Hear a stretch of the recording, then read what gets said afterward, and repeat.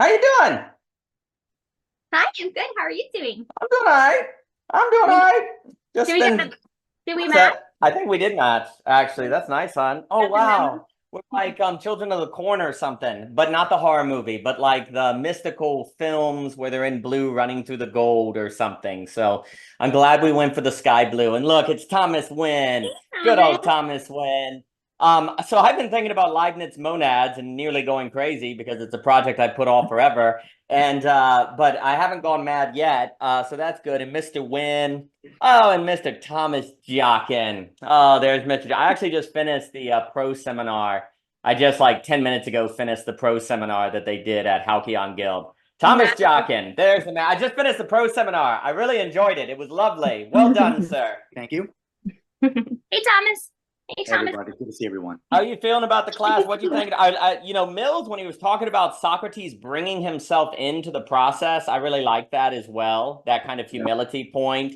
And Dr. Simkin talking about the evil notion. There were some lovely presentations there in the Rilke poem. But where's your mind at right now, Mr. Jockin, on different subjects of the class or anything?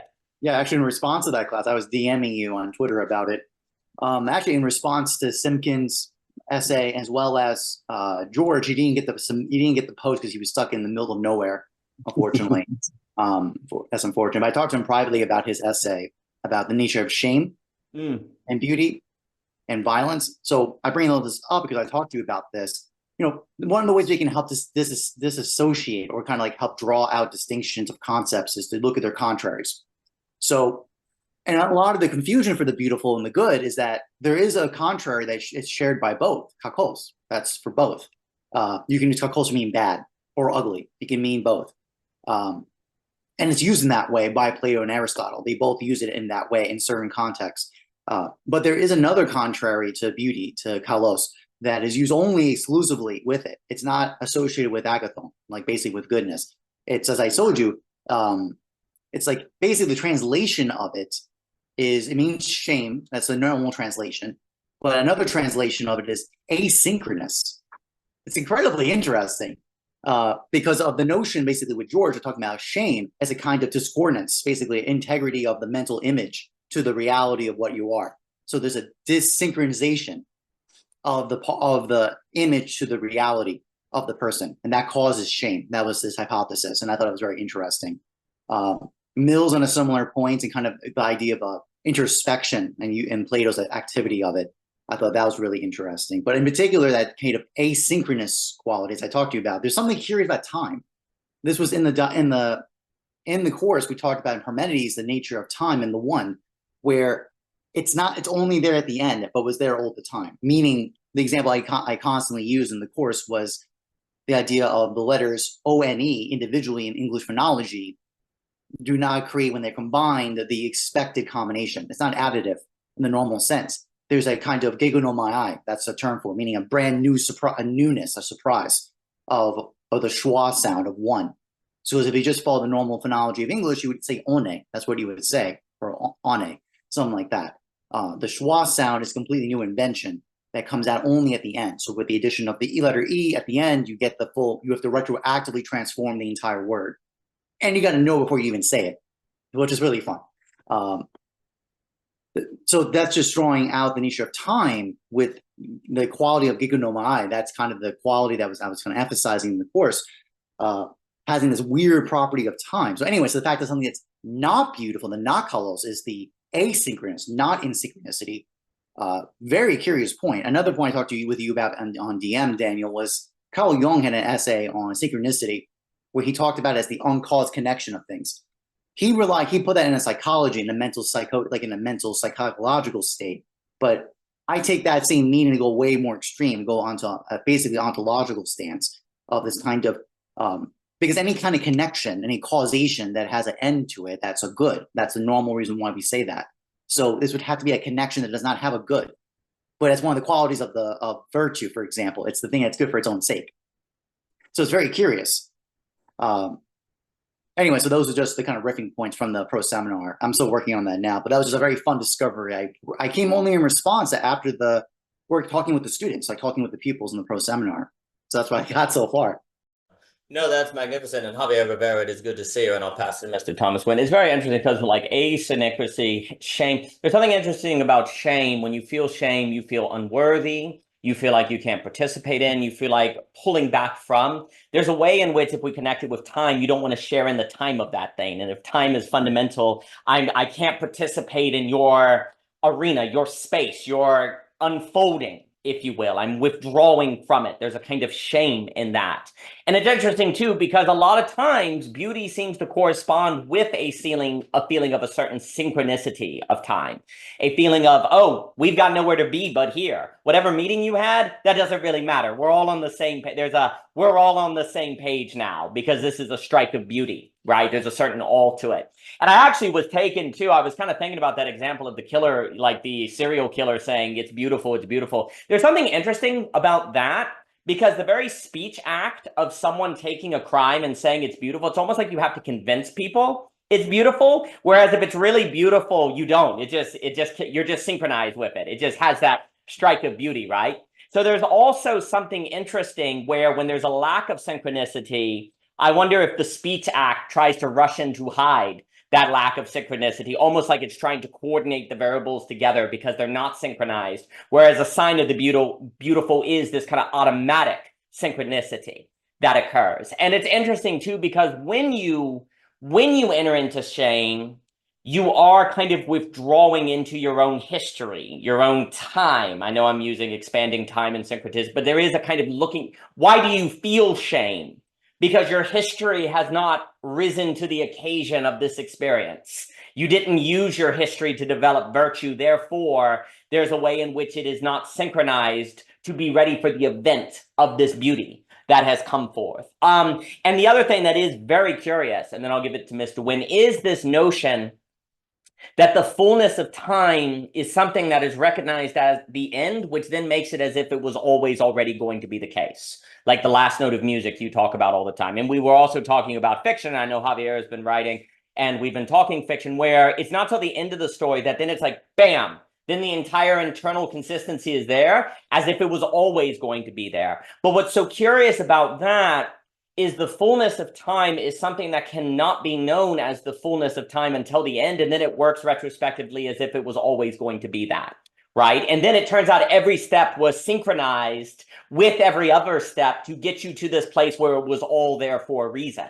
And that seems to also be, well, maybe this is one of the reasons why there's such a relationship too between virtue and beauty, because you can't have that moment of it all going together until the end, and you need virtue to sustain yourself to that end point. Right? To sustain yourself to the end. When you're like developing courage and you're on the wrestling mat and you're like, this sucks. Why am I doing this? But if you actually have the virtue to see through, then you can get to the end point. It's like the virtue has a sustaining property. And then it turns out that sustaining was part of the beauty the whole time.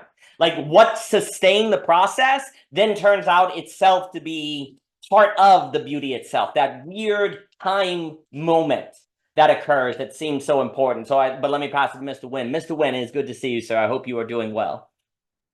I'm doing very well this evening. And I was afraid I wasn't sure which webcam it was because last week there was an issue. So I risked this one, and actually this one's fine. Beautiful. My initial like raising of the hand was actually what Thomas said about like synchronicity, like asynchronous.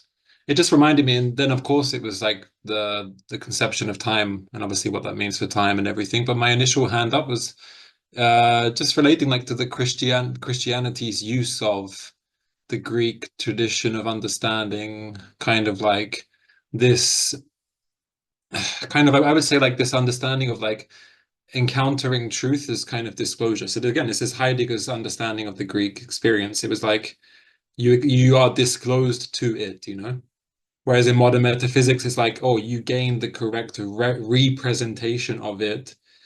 And I think this is what I understood with Christianity. There was a really interesting interpretation of what the word sin means as they understood it in the Greek.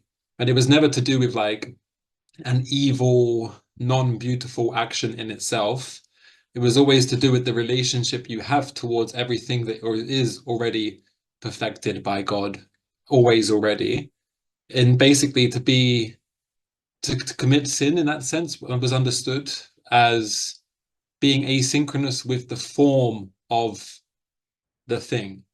So it was kind of missing the mark in this sense. And I think this was an interesting understanding because in itself, it basically, the person who was writing about this tried to affirm that everything in itself already is perfect. It's just the way we relate to it kind of perverses the beauty of what always already is. So like this idea was like, God created everything and everything is perfect because it's the creation of him.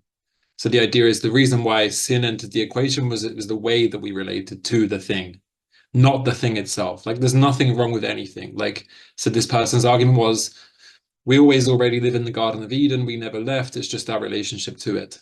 Like even right here, right now, like in terms of time, like the present that we currently live in, the only thing that's stopping us from recognizing truth is the fact that we are not synchronous to it. You know, like our present moment is missing the mark.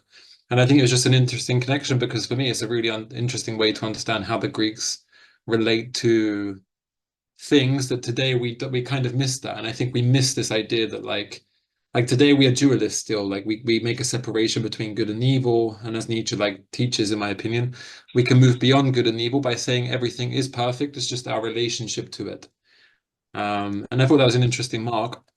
And then as you were speaking about time, I think an interesting text for anyone to read is Time and Being by Heidegger, 1959 or 1962, because he talks about, it's kind of a critique of time as he understood it in Being and Time. So that's why it's Time and Being. And he kind of saw it as like the third part to Being and Time. And I was just going through some notes as you were talking. And like for him, it's really not like to be synchronous in that sense, meaning synchronous to being, is to not like get with the here and now, which is a very common phrase today. And I think it has a lot to teach us, like be present. For Heidegger, presence means anything that comes to mind. Presencing, which includes past, present, and future. So for Heidegger, what's given to you in your personal experience is what can be synchronized with, not the now, which is kind of outside of thinking. And I think that's an important lesson because that's kind of like not time as duration, but time as this experience of the givingness. So I found the quote quickly, which said about being is time in the sense that it allows presence to be present. Like time is what gives, like time in that sense of being. Being is what gives time, but not duration, but the experience of whatever happens. And that includes past, present, future. And there is no separation for Heidegger in that sense. Like if you think about somebody who has died already, in terms of duration, they are no longer here. But in terms of the fact that they come to mind, they are gathered to mind, there's more truth in that experience for Heidegger than the simple idea of duration and saying, okay, my father, this person is not here now, so that's it. Heidegger would say, no, they are more with you in being gathered to mind than somebody in the room with you in the now, you know? And I think it's just an interesting way to maybe think further into this concept of time in some sense. Like, what does it mean to be synchronous with time?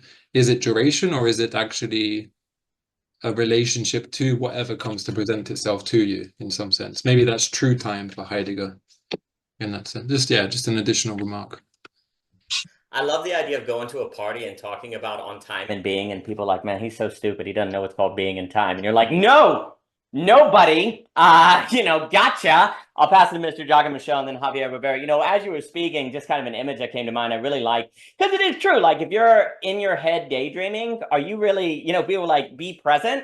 Like there's kind of this cultural understanding that in a way you're more present with what is going on in your mind than what's with you. And that's a problem.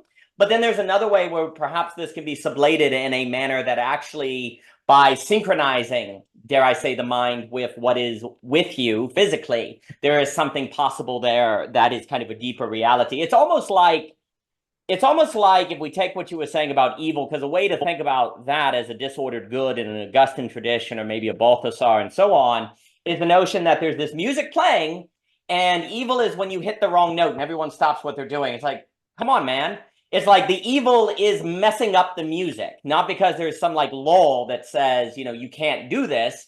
It's actually, but this is where a virtue ethics becomes kind of more needed, this kind of ability to see and think what's given to you, because you've got to be able to discern what musical note is available and to play it. And otherwise you stop the jazz improvisation. Like if you're having a good dinner party and you're having a good time and at one moment you say, John, shut up. And everyone looks. There's a sense in which that's evil because it throws off the atmosphere and the music of the gathering, and it's not appropriate, right? It's not fitting, right? So there's something interesting with that.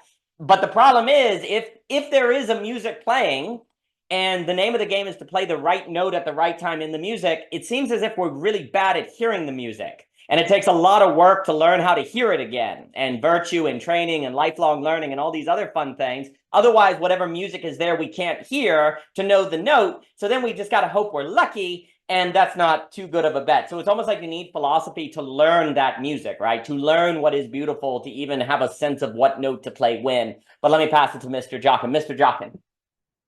Wait, just to piggyback on what Thomas Wynn was saying, two notes. I think the first one is that's interesting. I did not know there was a time in being by Heidegger. That's very fun, because my first thought really was like, oh, you mean being in time. So that's great. I'm glad he went back to it. I didn't know he actually went back to that, because I know he stopped that project, which is kind of a shame, because, I was talking with actually Javier's in the group, and I was talking to him over Instagram. It's a live question in my mind, if being is meant to be really separate from time, or is it separate from time? Is it derivative of being, or is it super essential or beyond being? It's kind of a weird, I don't know. Actually, in my mind, I don't know which position it is. I can give accounts in all three. So I'm kind of curious what people's thoughts are about that.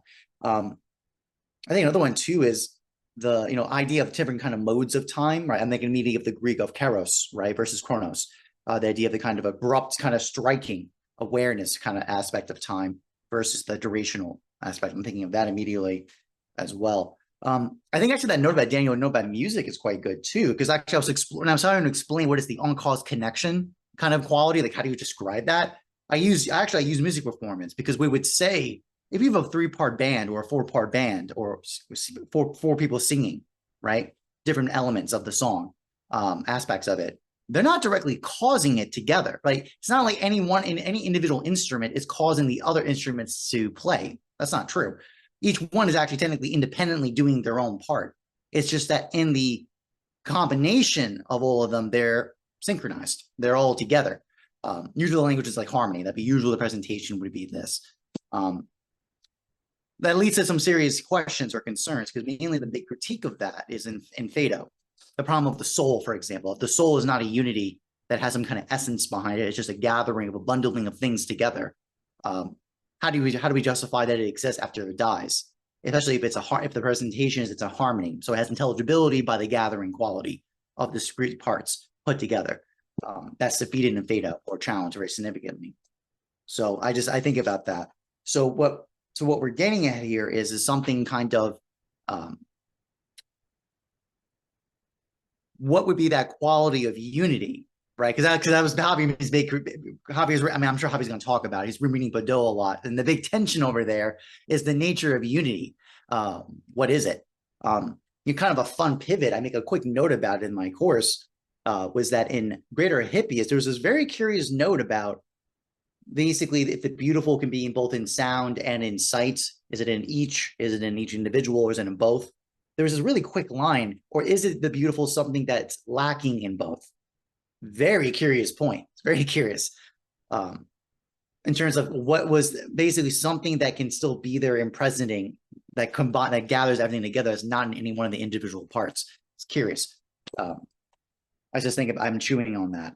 Last note, by the way, Daniel, on Simpkins' presentation, I think actually in the course too, during the pro seminars, the private ones, it was Simpkins came in a lot with this question of how do we defend against the mass murderer's claim of making a beautiful mass murder, right? That was one of his big question marks. How do you justify it? How do we kind of reply back to it in a way that's reasonable? Like they can probably not respond to it, or probably challenge it out. I think generally one of the aspects of it was also related to that kind of in that discussion was in the group of nature of love. Because someone brought up Luke 14, for example, right? The easy line from when Jesus speaks that you will not be my disciple unless you hate your mother, your father, your brother, your sister, and just like list out even your own life, unless you love me instead, basically, or you hate them, better said. And I pointed out, I was like, guys, you have to be aware because you're trying to bridge two traditions together. We have to know what we mean by what is when we say love, which one do we mean? Do we mean eros? Do we mean philia? Do we mean storge, agape? Which one do we mean? There's a difference by which mode of term we're using in their opposition. I pointed out because in the Platonic sense, eros would be the desire to possess, possession. That's what eros kind of qualified towards. Philia, I said that's actually in Plato's main project. A lot of his dialogues is to show the impossibility of the contrary of that. How could you possibly desire for yourself an evil, for example, or some kind of non-good for yourself, or some kind of object like that? A lot of his dialogues try to play on that point, the impossibility of that. However, the mode of Philia's opposition is very possible, and the reason why is, Dan, I think your note about that, about the kind of just synchronous of the mind of running away from oneself and things like that, is wish. Wish, you can very easily wish for the harm of the other, the destruction of the other. It's very possible. So that's where probably the kind of which mode of love and its contrary where you're looking at. I think it's quite important because I think that draws up very clear distinctions that are worthwhile. Yeah, but that was actually, I mean, those were really useful discussions with the students about those tension parts. Because even for example, another one is actually looking into what is the term beloved. So the term for that, it's actually the contrary you see in Plato's dialogues is basically the Greek is one's beloved, one's love. So it's meant to be like kind of an arrow orientation of the one that whom you love. The contrary is taking on the hate, the destruction, basically the hate of another onto you. So that's what the contrary would be, that state. It wouldn't even necessarily be the like love or beloved contrary position. It's more the basically desiring mode to a love versus the taking on the wishing of hate by another. I think that's quite interesting. And he's using these operations of inversion to see what we're trying to get at. Oh, magnificent. I'll pass it to Michelle and then Mr. Javier Rivera and Tyler, Phillip, and John Trossi. It is good to see you. And John Trossi is a tremendous musician, so that's perfect because we're talking about music and sword fighter. So good to see you, Mr. Trossi. Actually, speaking of Jungian synchronicity, I was thinking about Trossi just the other day. So I like summoned him, just like the synchronicity thing. You know, it's like a Seljuk kind of thing. Well, there's a few things on that question of unity. You know, one of the things I've been going down this crazy rabbit hole is one topic in philosophy that I've always tried to avoid but kind of found really interesting are the monads in Leibniz, where these really mysterious things that seem to be windows with spears and what the heck is going on. And the way I have described it, looking at Austin Farah's foreword to Theocracy, which is a book by Leibniz. And, you know, it's also very interesting because Kurt Gödel said that he thought that Leibniz was the greatest genius ever lived, but then like his papers were destroyed, so people never found out the truth. And it's really interesting. Leibniz was really interested in this question of unity, like the problem of the unity of the soul and also synchronicity with representation of the world that's going outside. And basically what Leibniz, the way I would like to argue, and I think taking Austin Farah's Finite and Infinite as an example as a great Leibniz scholar, is that what an atom is to a thing, a monad is to a situation. That at the smallest point of the universe is a monad. There are no atoms, there are no building blocks. And a monad is a range of representation. A monad is a situation, and a way to think about it is what Leibniz asked, and you could think about a Wolfgang Smith. He's like, think about the universe without any representation. And you say, okay, I'll think about a tree without humans about it. No. You're representing that in your mind, right?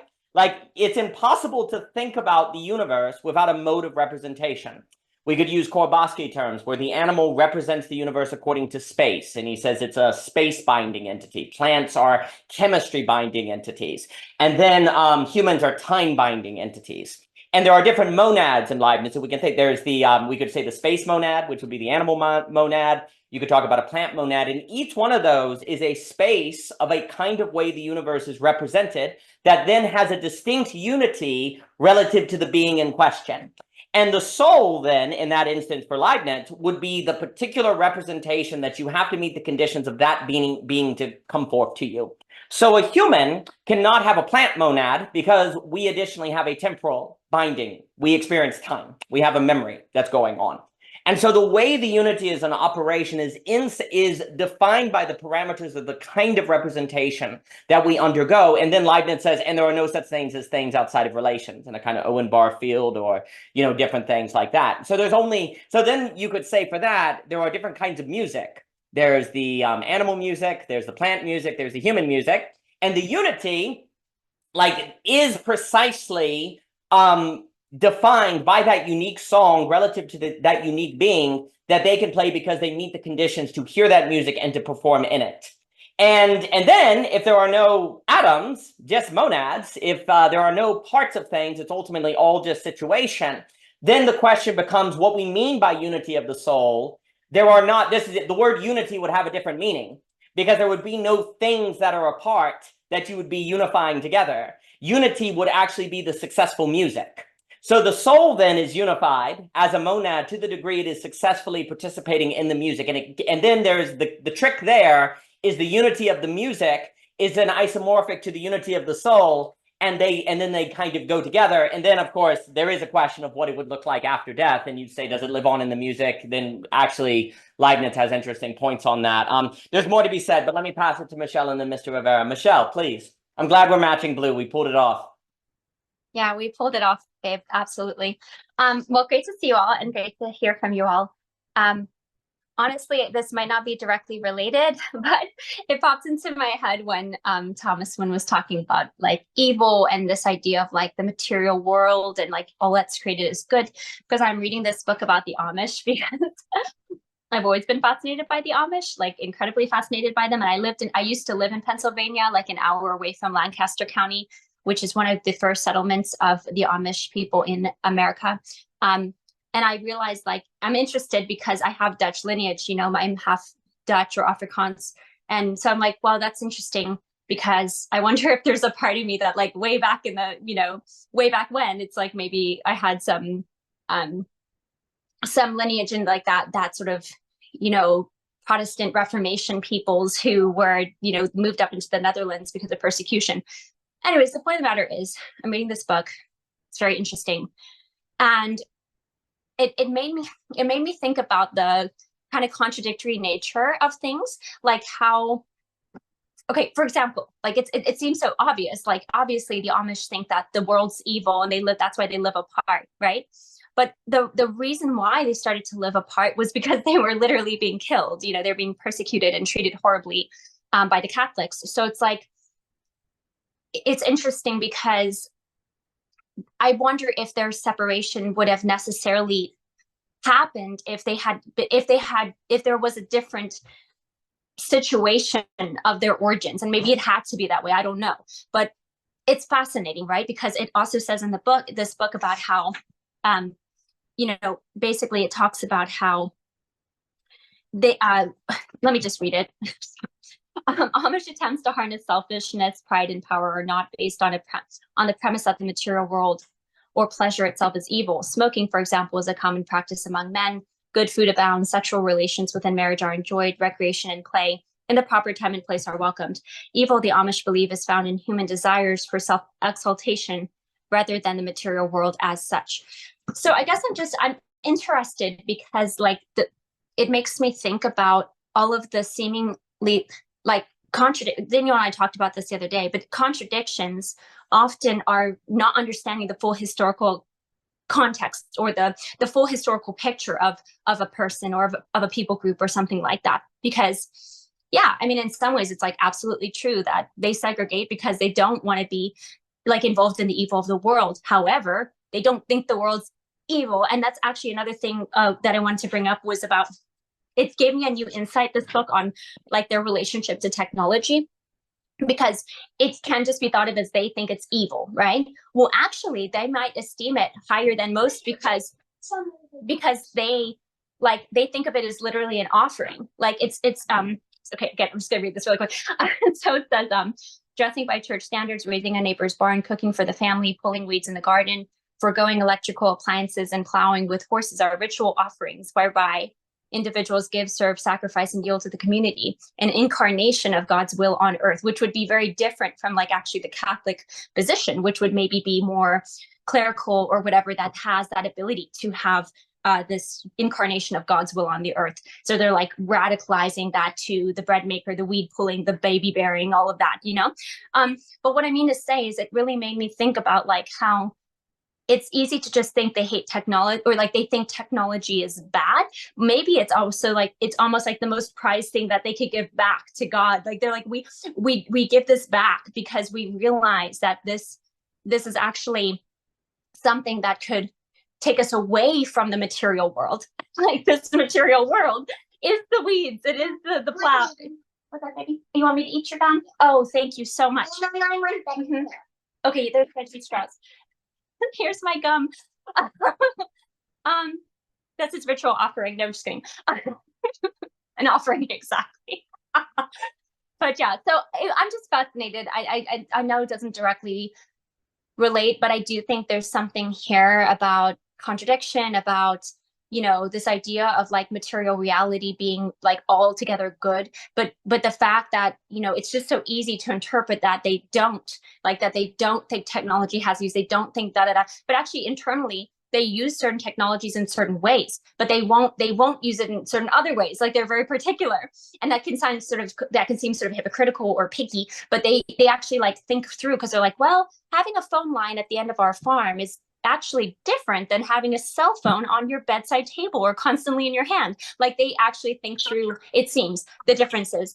Now I'm not trying to like, you know, praise everything that they do. I'm just saying I'm just fascinated by it, and I thought I'd bring it up. So thanks. Great to see you all. Outstanding. And it was such a great offering for Reed to bring you his gum. That was great. I'll pass it to Javier and then Philip and Mr. Alex Eber. Good to see you, sir. I think on that idea of a kind of offering, a kind of dynamics, like Ivan Illich on extending humanity and different things, it's very like that sort of notion of what we're talking about with the music and the beauty of what do you need to do to continue to hear the music or participate in the music of being, right? And there's an idea that the problem is it's just very easy in using certain technologies in a thoughtless way to start playing bad notes on your instrument, throw off the music and not even know, and actually lose the ear to even hear the music because you get so habituated to being off. But what's interesting about that also on like, it goes to show you that you can't determine a logical problematic contradiction except in the context of the whole story, right? Like you need the entire story. And I think, you know, we've talked about it before, where fiction and story functions as a kind of proof for things like philosophy, like the kind of story and the kind of music the story creates functions as a certain kind of evidence. Like if your philosophy or ideas can't be brought into a story form, and also in a way that can be lived, that can function as kind of evidence against it, or could suggest something problematic. You know, we've talked about like fiction as the mathematics of the humanities, or a different idea as a kind of proof. And it is interesting, like on that idea of being aware. Well, the offering, I mean, that would kind of tie to virtue, because you're giving up certain things in order to stay attuned to the music. So it's very interesting, and the Amish do make very good bread, because I remember that in Pennsylvania. But let me pass it to Javier and then Phillip Shinn. Mr. Rivera, good to see you, sir. What's up, guys? Man, Badu is so antithetical to everything that this group has ever been saying, and also everything I've ever been thinking, honestly. But there is one argument of Badu that I am actually pretty convinced, or at least he has me thinking about it a lot, which is, if we take mathematics as a discourse on being, it's the only discourse that doesn't involve images and metaphors and experiences. And a lot of our rhetoric around the problems concerning things are images, metaphors, and everything else, like time, becoming. These are all in relation to experience and phenomenology. But that's one side of language. That's the poetic side of being, you could say, the poetic discourse. But the mathematical discourse is actually not getting enough conversation, I guess. That's what Badu kind of points to me. Now, whether Badu is wrong or right is up to debate for me, because he's got like 3 nuclear warheads of works, you know, being event 1, being event 2, and being event 3. And I highly doubt that everybody has gone through these, because what's interesting is, like, Badoo's initial being an event came out in the 1980s, and it wasn't translated until 2005. So it's really like it definitely constitutes probably a catching up of I mean, I probably predict later on that Badoo will become a bigger part of the conversation. I know he already is in some circles, but yeah, I mean, I guess my main thinking now is thinking mathematical discourse and say, like, let's say in relation to like beauty. It doesn't have to necessarily be the way Badoo thinks, because he obviously depends a lot on set theory. But another thing that has really gotten me interested, I just read his meditation on Hegel, and he's really, I don't know how to explain it, but he's like really into like this idea of naming or giving proper name to the void. And his like big gripe with Hegel is that Hegel talks about how bad infinity is, this quantitative proliferation, right? But then if there's quantitative proliferation, there's a quality to that quantity, and then that kind of, explicitly pins down a sort of good infinity. But then for Badoo basically says that Hegel just names it infinity. He just names it. He's saying there's no reason that the quantitative proliferation should have been. He accepts that there's a quality to quantity, but there's no reason that it should have been named infinity. And I guess that's like his whole. I mean, not his whole, right? But anyways, it's super interesting because a lot of this thing is you have to name the void, and that's what everybody does. I guess that's what every other philosopher does. They name the void. They name it some supreme being as such. But then I don't know. I feel like that comes into some issues, but like why is it that it has to be named void over any other name? Which I know he's given a response to, but that's fine. But again, I think the main thing for me is thinking this mathematical discourse, not necessarily Badoo, because I actually think Badoo is going in a trajectory that I think people should start thinking from. Actually, this idea of the power of the letter, even if Badoo's wrong, I think he's already starting a trajectory of thinking that way. And yeah. No, I think that's interesting. I mean, if we think after the Principia Mathematica that there is no possibility of a formal system, meaning a system that can generate its own logic that would create its own consistency, then a movement to set theory and considering sort of the breaks and the splits, I suppose, again, I'm no expert on Badoo, makes sense as a move. I mean, I believe there's an emphasis on those kind of, not really the content, but like you're saying, the kind of relations, maybe the sort of those kind of different things. I mean, that's definitely the Leibniz move. I mean, that is the kind of idea that a lot of mathematics, and then also the great Alfred Korpowski would say that you have to have a different basis, because you don't want to assume that because you can't have a formal system, that means mathematics has nothing to say. It would then kind of follow what kind of mathematics are you talking about in different things. And I'd be curious as you continue to read Badoo, what you find there. That is quite a lot. So I appreciate you sharing that. But let me pass it over to Mr. Phillip Shinn. Mr. Shinn. 36, 24, 36. These seems to be, the winning hand, the house that the big bad wolf can't flow down. But yeah, I've only done the simple life and in praise of love. But I think pointing towards new subjectivity, new ways of grounding subjectivity is certainly interesting. I've yesterday for the first time in my life saw Star Wars Episode 4. That's A New Hope. And there was definitely something like right before Obi-Wan was killed by Darth Vader. He was like, if you kill me, I will be like stronger than ever or something, or like I'll be around like more than ever.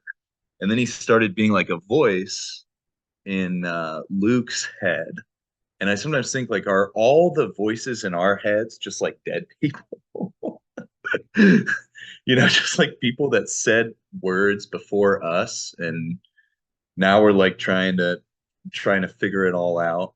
But I think that's very interesting as far as the absence, presence, and moving through time goes, and how much we just have uh, technological interference, and how that kind of goes into the whole simulation, simulacra, and informs like the world we find ourselves in. Like, I went outside this morning. I happen to be in La Crosse, Wisconsin right now for the latest show, and there were like 100 cops, and I was like, "What the heck?" And they seemed to be like carting off, like, this is like 5 in the morning. They were carting off like homeless people, and I get to the gym, and they're like, "Oh, tonight in La Crosse, they're having Donald Trump town hall meeting." And I was like, "Oh, okay, that's cool. It's kind of interesting." And then just thinking like, what, like how have we all been brought to this moment where, say there's no past, present, and future, to think these types of phenomena, to think things like, okay, you might say, some people might call him evil, some people might call him good. But even to take your example, Daniel, with the dinner party, it's like, would it be good form to interrupt like someone that you think is evil if they're in the middle of something at a dinner party that you're at, the, you know, with them, you're attending with them? And I think it starts to ask, like, what are our very grounds of, you know, establishing this, and how can you do this in a pluralistic world if you take into account some things like someone coming in with authority and being like, actually, mathematically, you know, I have the answer. Like, you guys are dealing with symbols that can be easily manipulated by, you know, vested interests. But here is actually what's going on. I wonder not only what that would do just to like a phenomenology of good and evil, but also like belonging as such. Like, would all of a sudden people be like, oh, the numbers? Oh, I guess like if the numbers are correct, then it must be like this. I don't know. It'd be interesting. Well, it could be like Dostoevsky's Underground Man, where you give him 2 + 2 = 4, and he says, I'm still going to hit my head against that wall, baby, because numbers can't force my consent. And then freedom is found in kind of rebelling against those numbers and different things, right? I think also a similar thing can emerge with like ethics, when there's this kind of, if you're too forceful on the ethics and you're kind of saying this has to be shut down or you attack it, it actually then, just for the sake of freedom, makes a rebellion against that. To be like, no, we're not going to necessarily give in to that view of the good and the bad, right? And then there's a kind of rebellion against it. So there is a kind of strategy there. There is a kind of tactic that has to be thought through on that. I mean, you know, there's kind of the idea that the hope of free speech is that if people are free to speak, there's a certain transparency to where the person's talking removes plausible deniability that they are evil. Like, the problem with like shutting someone down, if I don't let you speak, then other people could actually maintain their belief in you because you're not put in the open, right? To kind of be transparent, to put everything on the table, right? So I actually help you by shutting you down, because then people who want to believe in you can maintain plausible deniability, right? And then, I mean, also though, it becomes contingent upon, well, this is where you get into things like, if people are hurt or angry or wounded and they just want to get back, you know, they go, yeah, I know this could be problematic, or there can be something totalitarian about this, or anything, or we don't know the platforms, but there's a desire just to throw a bomb at it, just a kind of desperation that can emerge with it. And then there are questions of what exactly at the dinner party if you kind of shut down the people that you believe is evil, what about maybe the revolution wins today, but what about keeping the peace tomorrow? You've broken the norm, right? Where then people who think they can do this can continue to do that. Maybe you can never have a dinner party again, right? So there are those kind of calculuses that have to be considered. But let me pass it to Mr. Ebert. Mr. Ebert, it's good to see you, sir. I hope you are doing well. I enjoyed speaking about the Overton window the other day. I just finished exporting two little vids that were me on a bit of a tear, which was very fun. I'm also just finishing up an article about, you know, freak theory take on consciousness, and it reminded me, you know, not sure that this is what Javier is grappling with, because I was a little bit preoccupied, but then seeing Thomas's description of Badu's subject and so on. I guess there's two aspects that I can sort of note here. Is one, first of all, the so-called hard problem. I think it's been noted by, you know, probably most of us, that the hard problem is sort of like a tautology. It's like a kid game. It's like show me what isn't there. Haha, you can't. You know,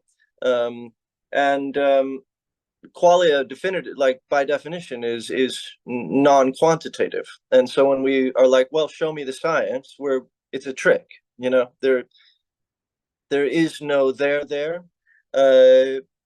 However, there also is. It's just that math isn't oriented itself to accept indeterminacy as a relevant quantity, so to speak. And it's not that there's no math there. It's that there's an excess computation. It's not that we can't compute. It's not that there's nothing to compute. It's that what is being computed is in excess of computation. And the idea that the subject lives on sort of the edge between an indeterminism and a determinism is exactly, you know, I mean, freak theory has evolved, or, you know, it's not necessarily the dialectic exactly as Hegel envisioned it, but it almost basically is, which is to say that when you have a quantitative sufficiency or a quantitative accretion of sufficient saturation, or sufficient saturation of relation, and that's internal, it's not that there, for a subject to be a subject, there must be an interior, right? Otherwise, there's no subject. But how are interiors created? Well, you don't just start off with a membrane. It's not like the world began with a bunch of empty membranes. It was like, come on in. Like, it's not like membranes are turtle shells. It's not like there's a whole bunch of empty, voided subjects that we then go inhabit. It's that subjects somehow form, interiors somehow form. Now, how would an interiority form? What is an interiority? Well, let's just say you have a number of relations, and they're just floating in like space, essentially. Spacelessness, but they're just relating, and they're relating and relating and relating. Well, eventually, theoretically, a certain quantitative threshold of relation occurs beyond which an interiority is established. Now, why would an interior be established simply through the accumulation of relation? Well, it's because a saturation of some kind has occurred. Some kind of saturation has occurred, after which an indeterminacy occurs. And I say indeterminacy, again, referring to qualia, referring to the very state which defines, or seems to define, subjectivity, which is a state of computational excess which defies computation. So it becomes a qualitative state. And it just so happens that quantitative excesses produce exactly that. So if you have a sufficient amount of relation, you suddenly have a saturation. Now, what does all of that imply? It implies a limit. It implies that through relational accretion, some limit was discovered. And that limit can be thought of very literally as like a circumference, something which is limiting on all sides, meaning something almost spherical or oblong or whatever shape it is, but something which quite literally is limiting the amount of relational computation that can occur. And you can think of this abstractly. It doesn't have to be physical. So anyhow, if that moment of saturation and indeterminacy represents the arisal of the subject, and the subject then and therefore is always then in a state of indeterminacy, which means the subject is always sort of dying, or represents that bladed edge between indeterminacy and determinacy. Because, by the way, when you saturate any given a space, it suddenly has a very determinate exterior limit. So it has simultaneously interior indeterminacy, and that very interior indeterminacy produces the determinate exterior, which we would call object or thing, right? And suddenly you become, oh, I'm a subject, I see me, or I am this, or whatever. So anyway, all that to say that I totally resonated with that Badiou quote, but to put it in the context of the questions of infinity, which is really just to say, I mean, if we're not talking a spurious or linear infinity that keeps on counting, but a true infinity, as Hegel would say, which is an indeterminate sort of singularity, then we're talking about the same thing. All of that is the same thing.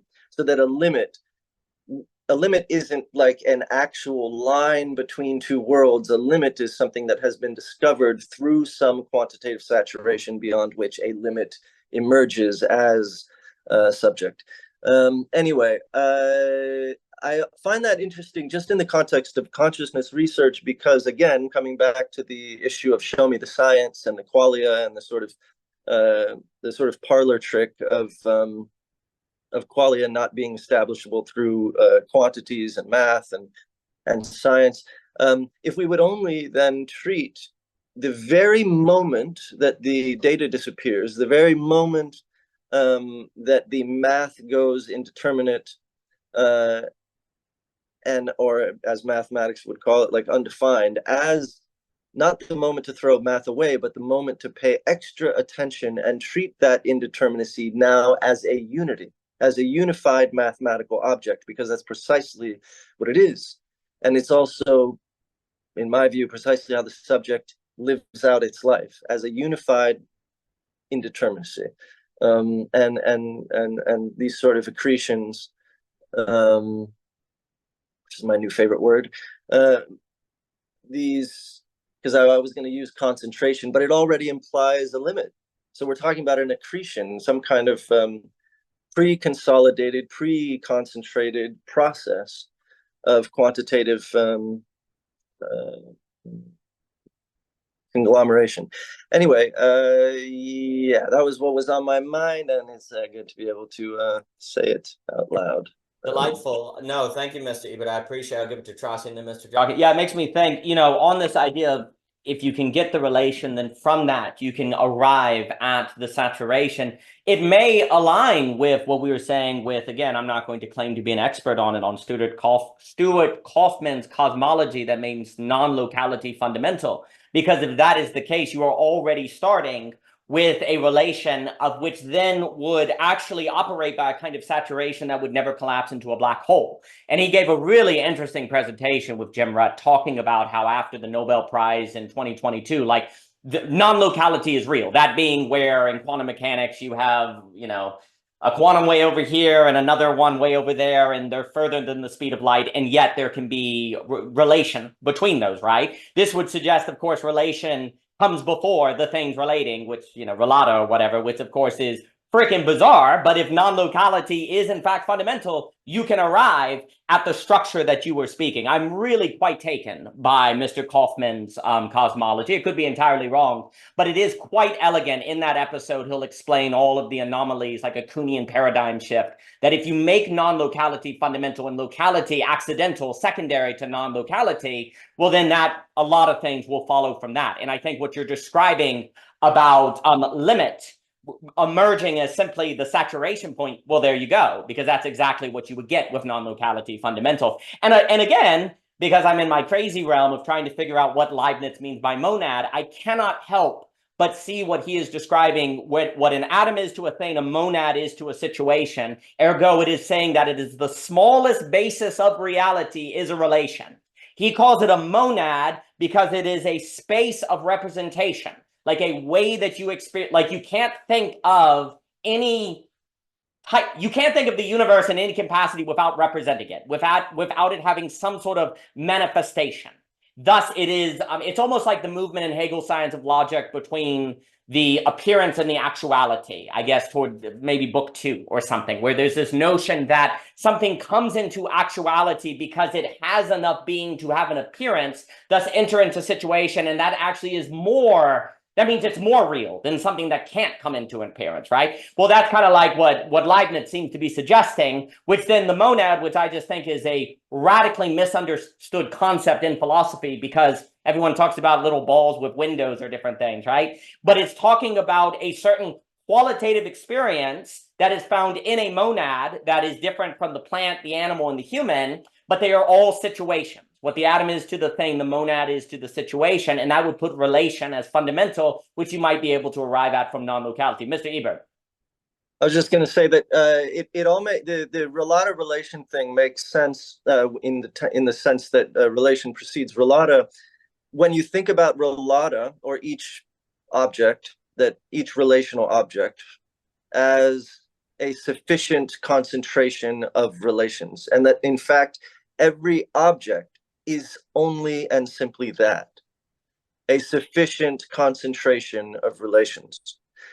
Without the pre-existing relationality state, you simply cannot arrive at the quantitative accretion of an object.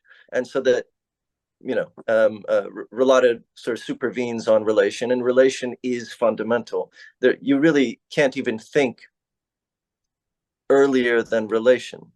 It's just sort of it is that sort of virtual state.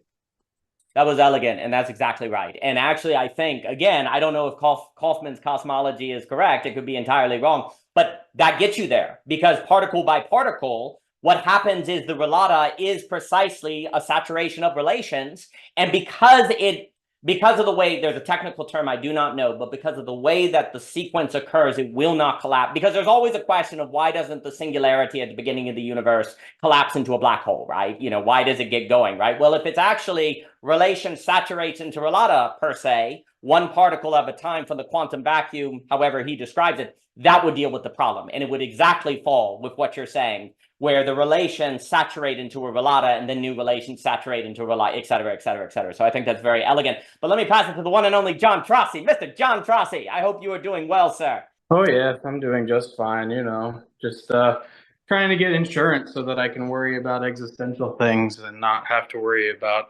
existential things. So anyway, as I was listening to the conversation earlier, I came up with a few ideas that I just I pulled over to type into my phone, and I just kind of wanted to share where I've been exploring this idea of what brings me a sense of peace is that I'm spending more time creating rather than consuming. And so I'm thinking of good and evil in terms of our place as humans being a balance of consumption and creation. And if we're made in God's image and God is the great creator, it's our moral obligation then to create.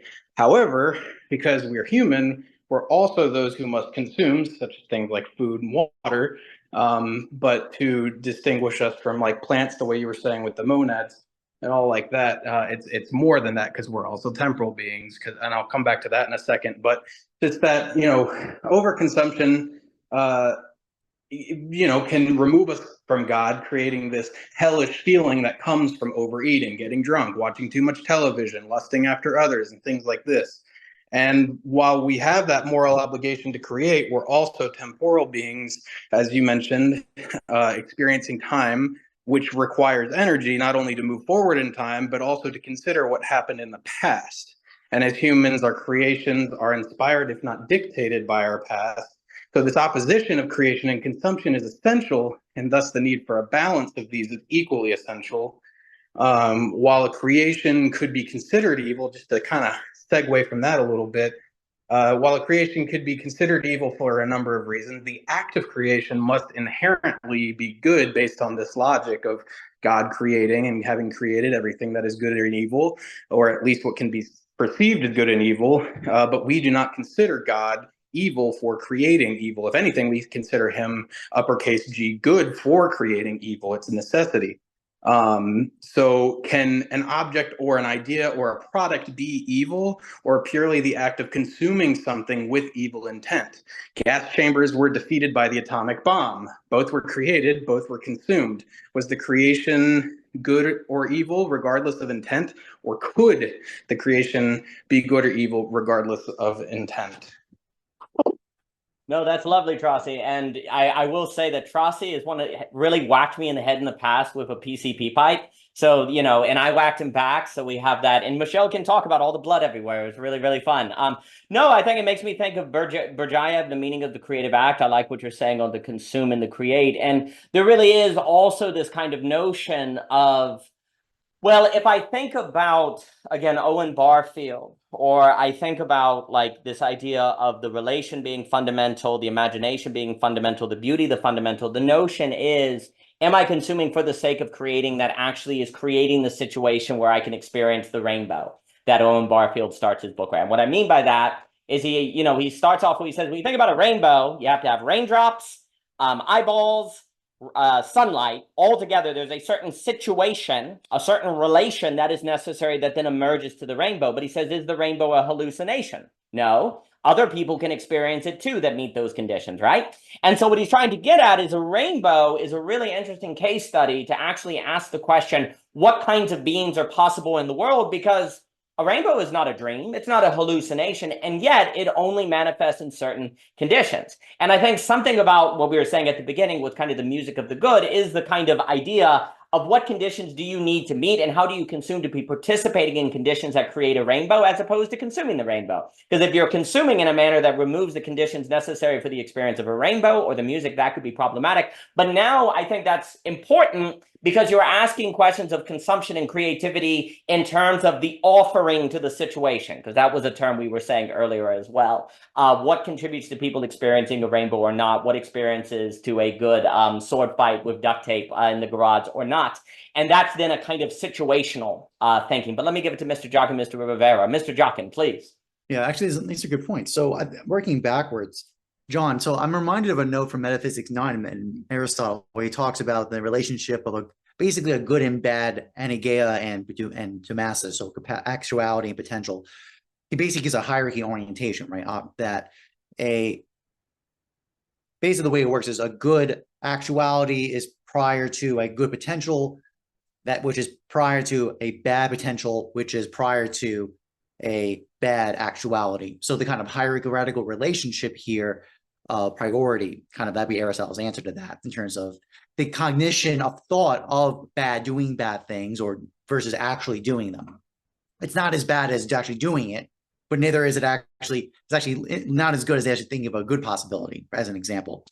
I think also another note, just I'm reminded, it is always curious of the nature of like, when we say, it's actually the analogical properties of names for God versus us, for example, because in Islamic tradition, generally we would say, even though we very colloquially say we create, humans create, generally in Islamic scholarship, we would say we fashion, meaning we only can use what's already given us. We don't actually create because there's even 3 names basically related to that. Basically, it translates the creator, the initiator, and the fastener. Humans have participation directly with fashioning, but initiation and creation, we're said not to. So basically, this is just I always think about that in terms of the analogical property of God and man and those relationships. Just tangent notes on that. Actually, what Ibra was bringing up, I put it in the chat because I talked with Daniel, with you about this related to mutual information and information theory of tautologies on 2 notes. One is the idea of the Markov blanket and boundary. Its essential definition is the idea that it is the limit is defined as whatever part, when removal of it does not drop any information. So if we remove any elements from the chain, we lose information. So thus, that's what a Markov blanket and boundary of that blanket is defined as. That's quite important because that allows for basically inferencing. Instead of doing this ridiculously infinite chain of relation, a Markov blanket allows you to preemptively cut off to say, this is the boundary we're working within, and this is what we're identifying as the object. The object is defined by that. But in more particular with the tautologies, it was really interesting about what Eber said about saturation. So tautology, right? Snow is snow. Thomas is Thomas, like as an example. From a mutual information point of view, there is no information. It's literally, it's like the Venn diagram. There is no difference. It's just the same thing said, repeated. So it creates basically a very bizarre phenomenon of an object, a proposition that is true, but has no information. Now, generally, it's said to be vacuously true, but it's not very interesting. Like, that's not very interesting. A more interesting point is to point out, like, an object of proposition can give you a true proposition, but it has no information. And that led to just a private conversation with Daniel about, can you have being without information? It's very curious. So what I'm reading from Eber's taking on it is that definition of a limit is actually generated through a way we can take like a saturation that generates nothing, that generates a kind of zero state. When you use that, or there are 100 or a 0 in mutual information, is this kind of tautologies. They kind of like sub-repetition, create a 0, basically a negative state, a full presencing. So it kind of creates a limit, we can generate a boundary of it. It's very interesting. Geber can try to clarify me that's not what he means by that, or like that example is not really good. I'm just kind of playing with an idea I was thinking about recently. That's what I got. No, that's exactly it. It's the zero state that is replete. It's the absence produced by excess. Yeah. No, Which is kind of crazy because that would exactly what it. I mean, Daniel, not to jump. I don't want to jump in, but just Daniel. Please. We talked about that. You did the move of the meta narrative point. Is that by the representation of the proposition, a tautology, you can basically generate out a larger context of observation about it, like its properties, et cetera, right? So what Eber is saying is another direction of it, which is it actually is the justification of a kind of excessive absence. It's kind of busy, right? It's very fascinating. It's interesting kind of operation of a propositional instrument, right? Just simple categorical syllogism. They kind of show like an explosion property that occurs. It's very interesting. No, outstanding. I'll give it to Rivera. And again, I believe that Mr. Kaufman, by making non-locality fundamental, is basically doing this 0, 100 together as fundamental, and then everything has a tension that then gives way, if you will. Almost like the dialectic in Hegel, the doctrine of being toward the end that Ebert writes his paper on with attraction again. Like, these things can come in again. What's very interesting, if I understand what Leibniz means by the monad, is that a monad is precisely a result, like that explosion that you just described. The range of that explosion and the kind of representation that emerges from that is a monad. And then it's in relation to other monads and other monads that then are new relations until, dare I say, a new saturation, on and on and on and on. And what's so interesting is that Leibniz was like, hey guys, if y'all don't start mathematics with something like the relation as primary, even though that's unfortunately not the language he uses, it may have been good.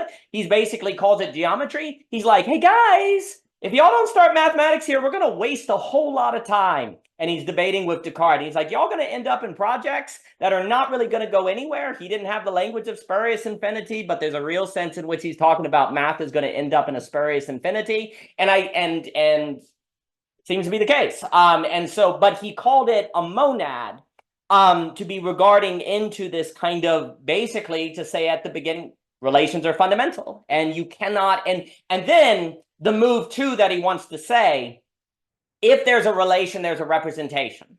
Like every relation then has a representation in that relation precisely to be the points between the thing that then becomes a relata. Like relations move naturally dialectically into a representation that then you can experience. So there's something about a monad that necessarily arises to a quality. If you start with a monad, you can get to quality, basically. It just on its own, which, again, that seems to be what can occur with non-locality as fundamental. But anyway, let me give it to Mr. Rivera. Mr. Rivera, please.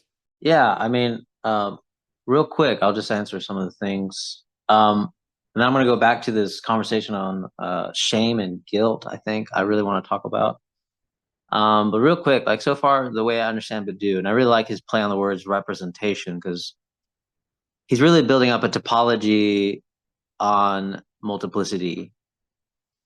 And for me, that's always been unthinkable without, the many and the one. Like we've always had these, philosophers always had these conversations, the many and the one, or the parts and the whole.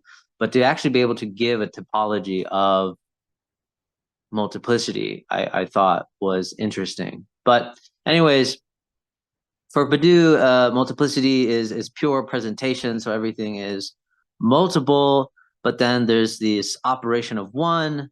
Operation of one takes place, and therefore it reconfigures that multiplicity into more intelligible multiplicity, and so you get representation. But this presentation without representation is, in some sense, unthinkable because it hasn't gone under the operation of one, and it's unthinkable because in some sense it doesn't exist. Precisely because we always need the operation of one to even think anything else, or to even think multiplicity as we're thinking right now. But that's just like the summary thing. And then the subject is always on the side of the event. The event determines the subject, not the subject determining the event, which is obviously a little bit weird. People have gripes with that. Zizek has gripes with that. But nonetheless, interesting. Now, to go on to shame and guilt, I've been working on this talk. Well, not really working on it. I've just been sort of unconsciously living while thinking about it occasionally. I've been working on this talk for Julie Resch on giving up. And so I thought this was an interesting topic to think about in relation to guilt and, what was the other word? Shame. Guilt and shame. And what's interesting about shame is like, shame definitely feels more exterior, in my opinion. Like you've been shamed. Now to feel ashamed seems to be taking the exterior social circle as the utmost value, so you feel shame. The things that were done to feel the most shame. Now we can go into morality, and it's because morality is generally social and relatable in that sense. We can go there, but I would like to strictly think without morality, the shame that's happening within the social circle. But then to feel guilty, that feels ironically more interior. Because you can feel guilty and the other person telling you it's okay. Like, it's okay. I know you didn't mean to do that. I know, but I still feel guilty for doing that. Like, this is something that we generally say. But to feel ashamed is almost a homogeneous balance of they know that you did wrong and you know that you did wrong. So you feel ashamed as such. Whereas guilty usually feels more one-sided to me, asymmetrical. And you can even use like law metaphors where it's like everyone is innocent until guilty. So we have to determine one being guilty as such. And it doesn't necessarily mean it's true that they're guilty. But to feel ashamed, this feels to be a strong reciprocation between the social and the individual, where it seems to be a consensus that you did something wrong, I did something wrong, I'm ashamed, we've shamed the family, so on. Now, what would be interesting is to have, you might perhaps have guilt for shaming as well. But how does this relate to giving up? Well, giving up, I would say, in one particular context is interesting because on the guilty side, if I am depicting this correctly in any way, if it's asymmetrical, if it's generally one-sided, then to feel guilt would, on the side of the subject, does nothing more than to kind of incessantly beg, perhaps, for forgiveness. And it doesn't guarantee forgiveness, and it doesn't guarantee any reconciliation. So if guilt doesn't guarantee any reconciliation, guilt only functions as a purely negative thing on the subject. You know, it's really like, it's like really being like sentenced, really.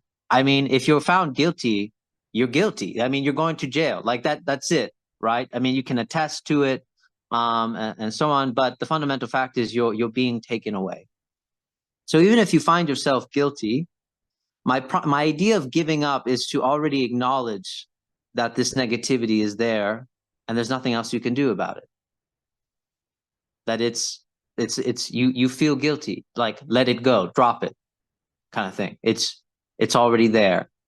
Now the shame part is interesting. How would that relate to giving up? And this is interesting because it's like, if there is a reciprocal relation between the two, that there's a feedback loop happening where everyone knows you did wrong, you feel bad for it, there is shame.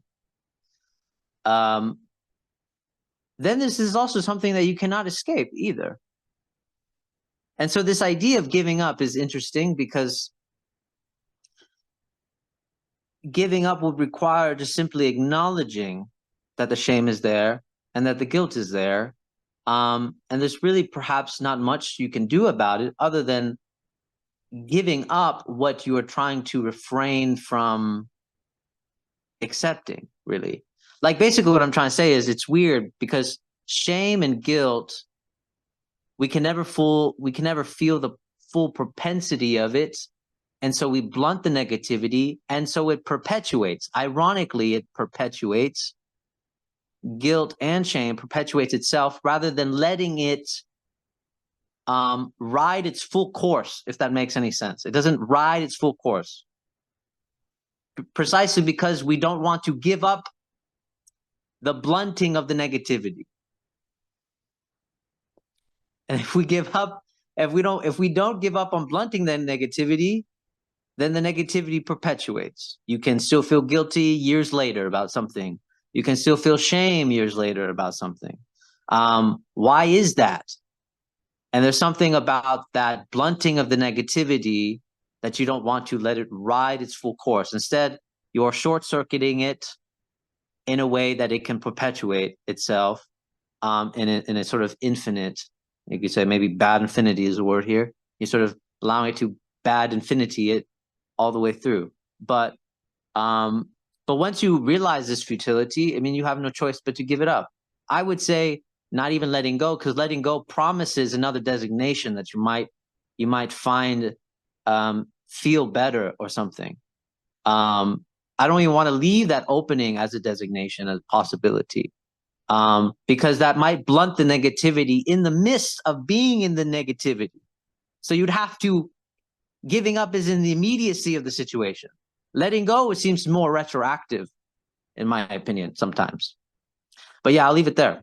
It's very interesting on the distinction of guilt being kind of internal, shame having a more external setting that is coming to it. That's very, and now I'm also thinking about, is regret somehow distinct from shame and guilt? Like, is regret a feeling of missing out on a certain virtue, maybe, where shame is participating in some sort of doing something wrong or not living up to a standard? Maybe guilt is more vice-based, where you did something like, you know, kill a cuddly animal and nobody knows about it and you feel guilty about that or something. And Mr. Luber and Mr. Kashir, good to see you. So it's interesting to think of those distinctions. And then, you know, there's also an issue, though, when we talk about questions like regret, shame, and guilt, if you don't have a sense of a music that one is trying to connect back into, right? Because if it's just like a legal thing, then it's like you did something wrong. Oh, well, you're forever, you know, off. But if it's a notion of you missed the note in the jazz improvisation, so actually just catch it next time, there's a sense of you know what to do, right?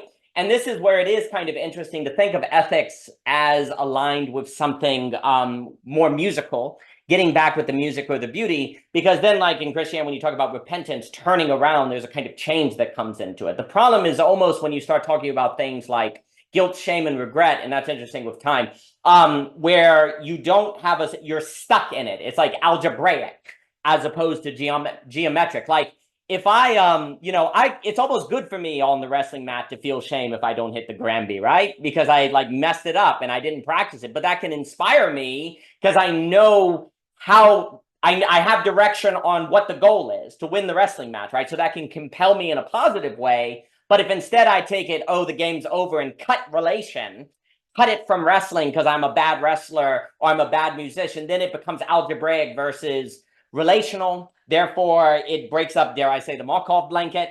And there's a loss of conditioning, and therefore there's no Oren Barfield rainbow in that. So it's very interesting, those kind of distinctions. I'll give it to Mr. Wynn here, and I have certainly. I'm also thinking on that notion of the one and the many, because that's big for Leibniz. With his example and analysis citas on the moment you start saying many, then they're actually necessarily relating. Because there's a quality that makes them a many and not isolated atoms that you can many is always a set term. Like many is always a collective term, right? Which means there's a quality, at least a one in the many, that makes many distinct as a many. That's the weird move, right? Like a many must have similarity in order to be a many, not just randomness, right?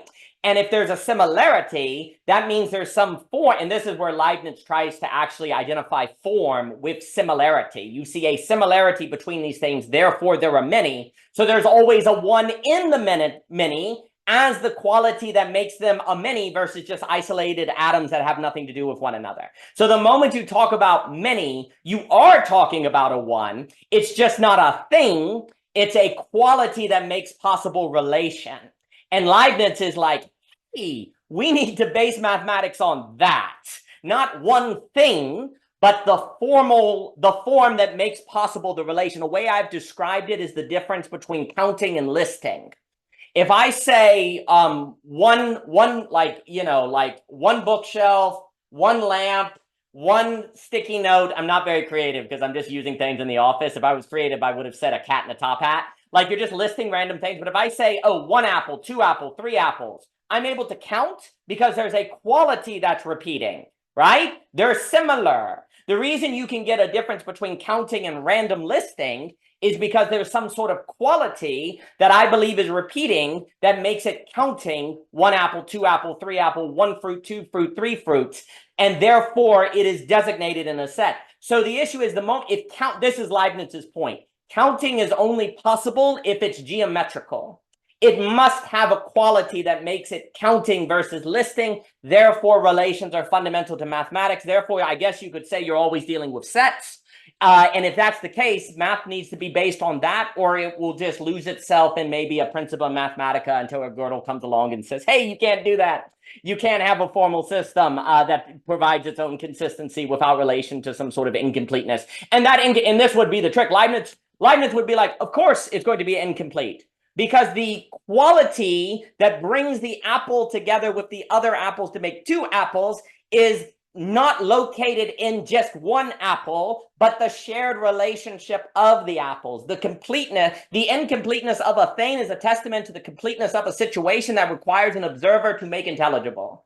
So the incompleteness is the dance, if you will. And this is where classically there's a notion of, reality being more like dance and music and stuff like that. And, but let me give it to Mr. Wynn and Mr. Shinn. Mr. Wynn. I just wanted to say, like, my knowledge of Badu is from some people in this kind of circle related to Zizek, Sapunjic. And I've been taught it, and I've read the first chapter of Theory of the Subject. And it seems like for me, what he's trying to do is follow the dialectical logic of the question of being, of the one, with the problematic of exactly what you said, like the introduction of a 2, and then from a 2, a 3, and a 4, and a 5, etc. And the way I've understood this 2 is the particular singular place in which you exist, like in history, in time, in space, in particularity. Like, how can you think the 1 if there's a 2? How can you think the determinate? And that's like the question of being in the history of philosophy is, how can you think the 1?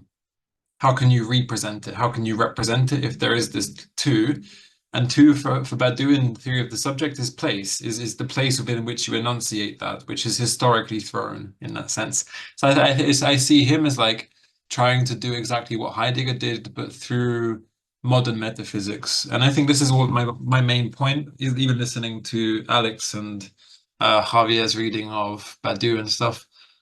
And I think this came up the other week in this. Like, I think this is the thing of philosophy today, is it uses quantitative metaphysical modern metaphysical knowledge. Like, I would say Alex's philosophy seems to be very ontological in the sense that it's defining the first saturation of subjectivity in some sense. You know, it's like defining that kind of breakthrough moment in a very scientifically rational way, but through philosophy, like speculating upon the saturation point, which then means that there can be a kind of self-relation that sustains itself, etc. And I would say, like, this is really heavily founded upon subjectivity. But I think what's always interesting about this philosophy, and I would say, like, Daniel, your philosophy is very similar, it's incorporating indeterminacy at the point where we break through to a kind of silent moment or a waiting moment or a destitution, in order, like the non-rational, in order to then reincorporate that back into our narratives. Then the meta-narrative becomes zero, it becomes indeterminacy. But then this is my point. It's actually part of me not listening was, I forgot who said something, but I've actually shifted a chapter around in my PhD, which is probably not a good idea, but I've done it, and we'll see what happens. Basically, because I think modern and postmodern philosophy, so Hegel, there's a guy called Parizon, Zizek, Vatimo, they get to this point of indeterminacy, silence, death, the gap, nothingness, this kind of moment which can't be determined. And in itself, it can be a saturation point, like death itself could maybe be seen as like that indeterminable event which oversaturates or whatever, like using Alex's language. But then this is the question, like, what happens when you get to the inapparent or the non-local, the non-locality, you know, like something which is indeterminable. I would I like, and I think maybe this has come up, like, I would like to question more what happens there. Like, is it just a return to another narrative, another horizon, another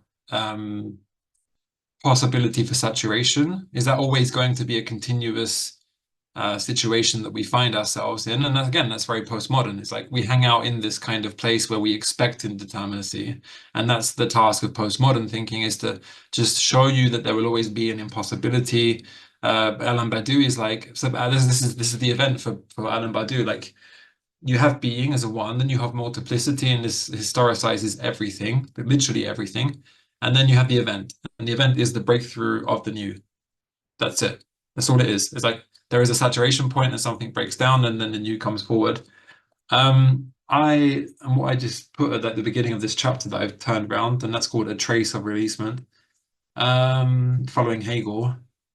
So basically, talks about the waiting event which persists in indeterminacy to the degree that what persists is the continuation of beings, but in a different quality. And so for Heidegger, that we can basically relate to things after the saturation point, the event of being, by realizing that we don't have to do anything. That's like the achieving nothingness thing. We let beings come forth from that point because we recognize we never really did have a subjective control over our saturation point, in some sense. Like, being is that which oversaturates us. Being is that which brings us into its own indeterminacy. And I think that's my point. Like, that is what is interesting to introduce, is like the quality of life in the experience of these saturation points. Because I think that's where truth can come forward. Like the grace of saturation. And again, Javier's question the other week, like, oh, isn't it the case that this makes us feel anxious? And it's like, yeah, but that's what we need to question more, is the mood of that experience of saturation. Because I think this is what allows people to be artists or thinkers or curious and stuff, you know? No, it's a lovely point. And what's interesting, like, there's an interesting notion, and then I'll give it to Mr. Shinn, on like what is indeterminacy, because Mr. Kaufman is correct. Indeterminacy is not a kind of randomness or a kind of not. It's more of that Marion, like, saturation, phenomenal saturate, like pregnancy. Indeterminacy is pregnancy. Indeterminacy cannot help but generate representation or particles. Like, indeterminacy is indeterminable. What's odd is indeterminacy necessarily generates knowability.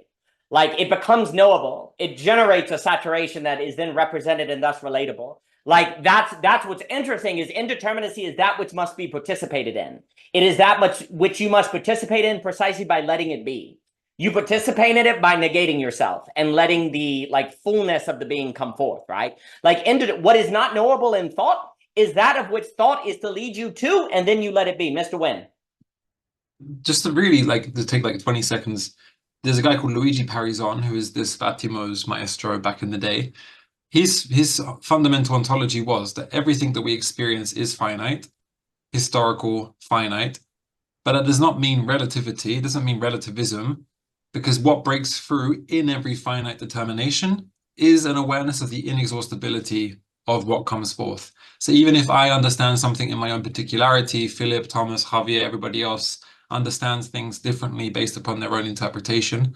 We're not seeking truth in the content of our specific interpretation. Truth breaks through as the awareness of the fact that it's inexhaustible. I can look at the same object in a multiplicity of ways. The truth is on the side of the giving of the possibility for surprise, for inexhaustibility.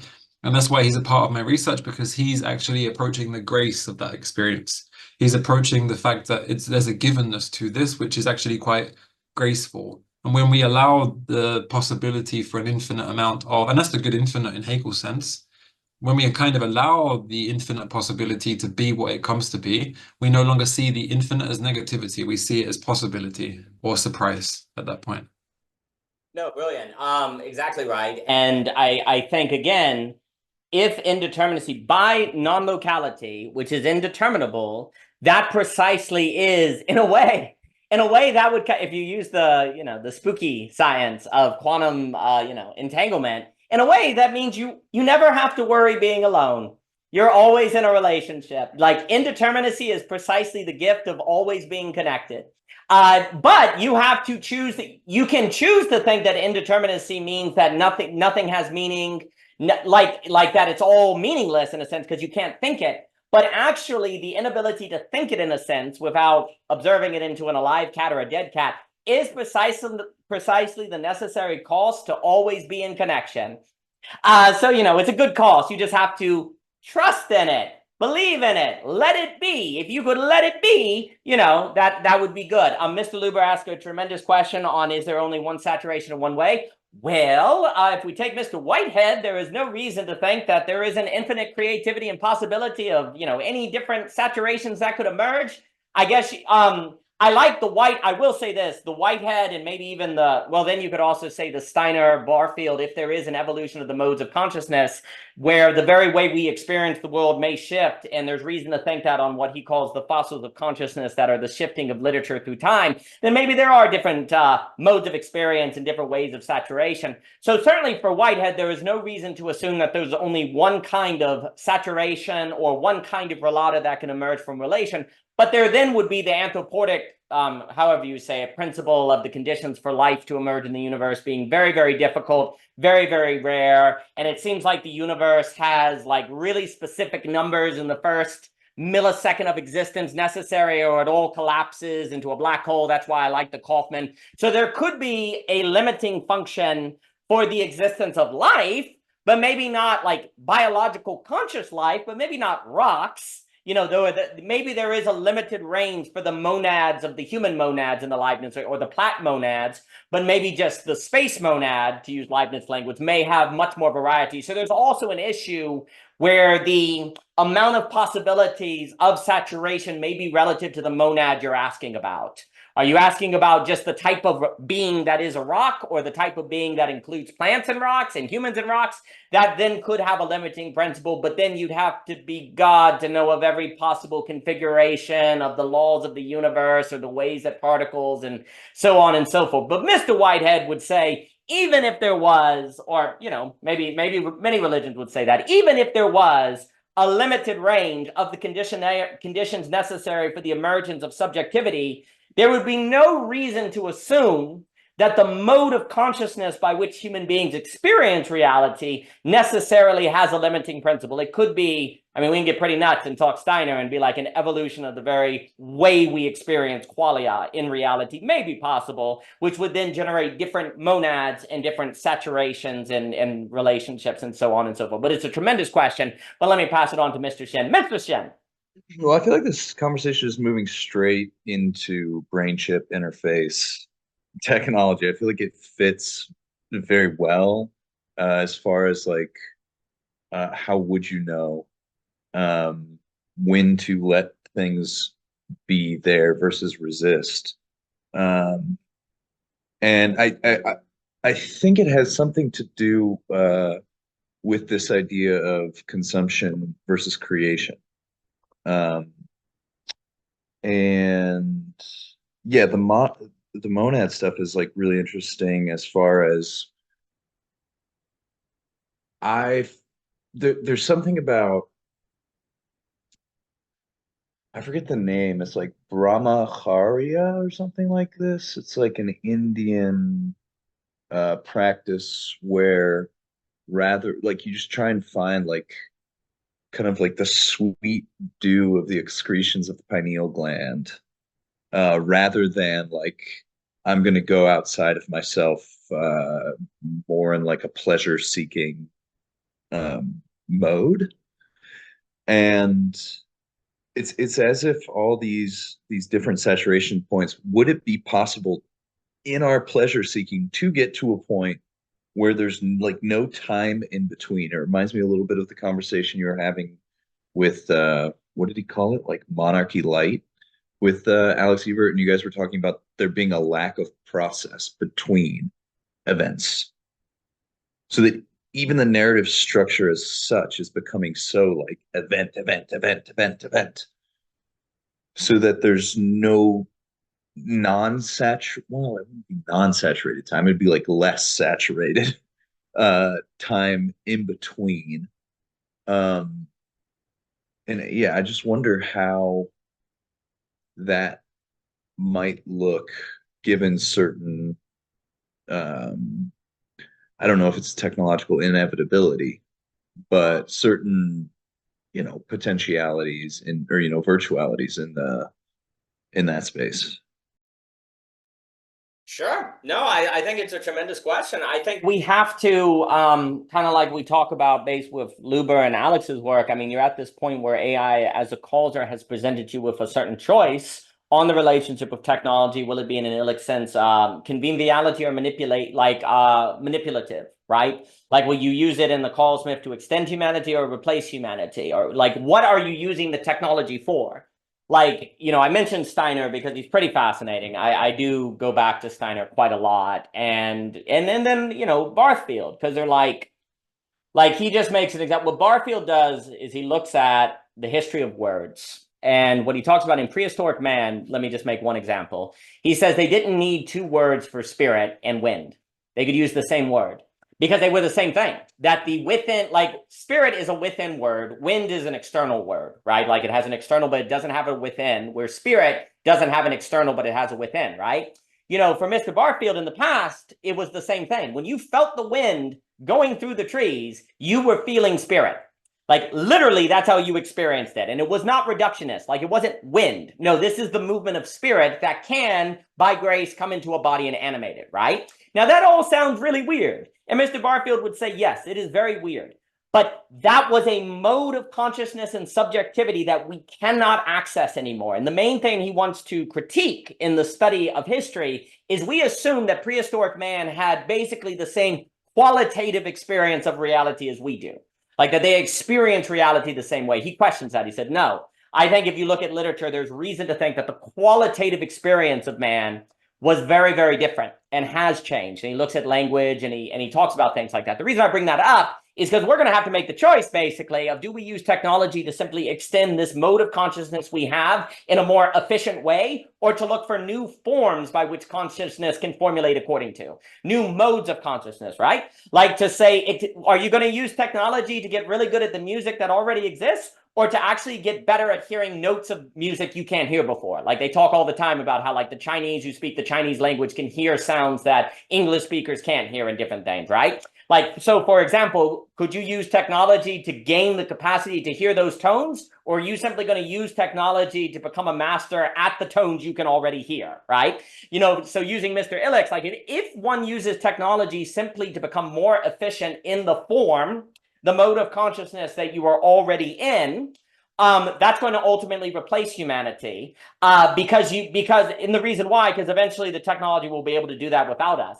But if instead the technology is used to extend different possibilities of qualitative experience, well, the technology always needs a human being because we're the ones who have the qualitative experience to thus determine new ways to use the technology. So it becomes relational, right?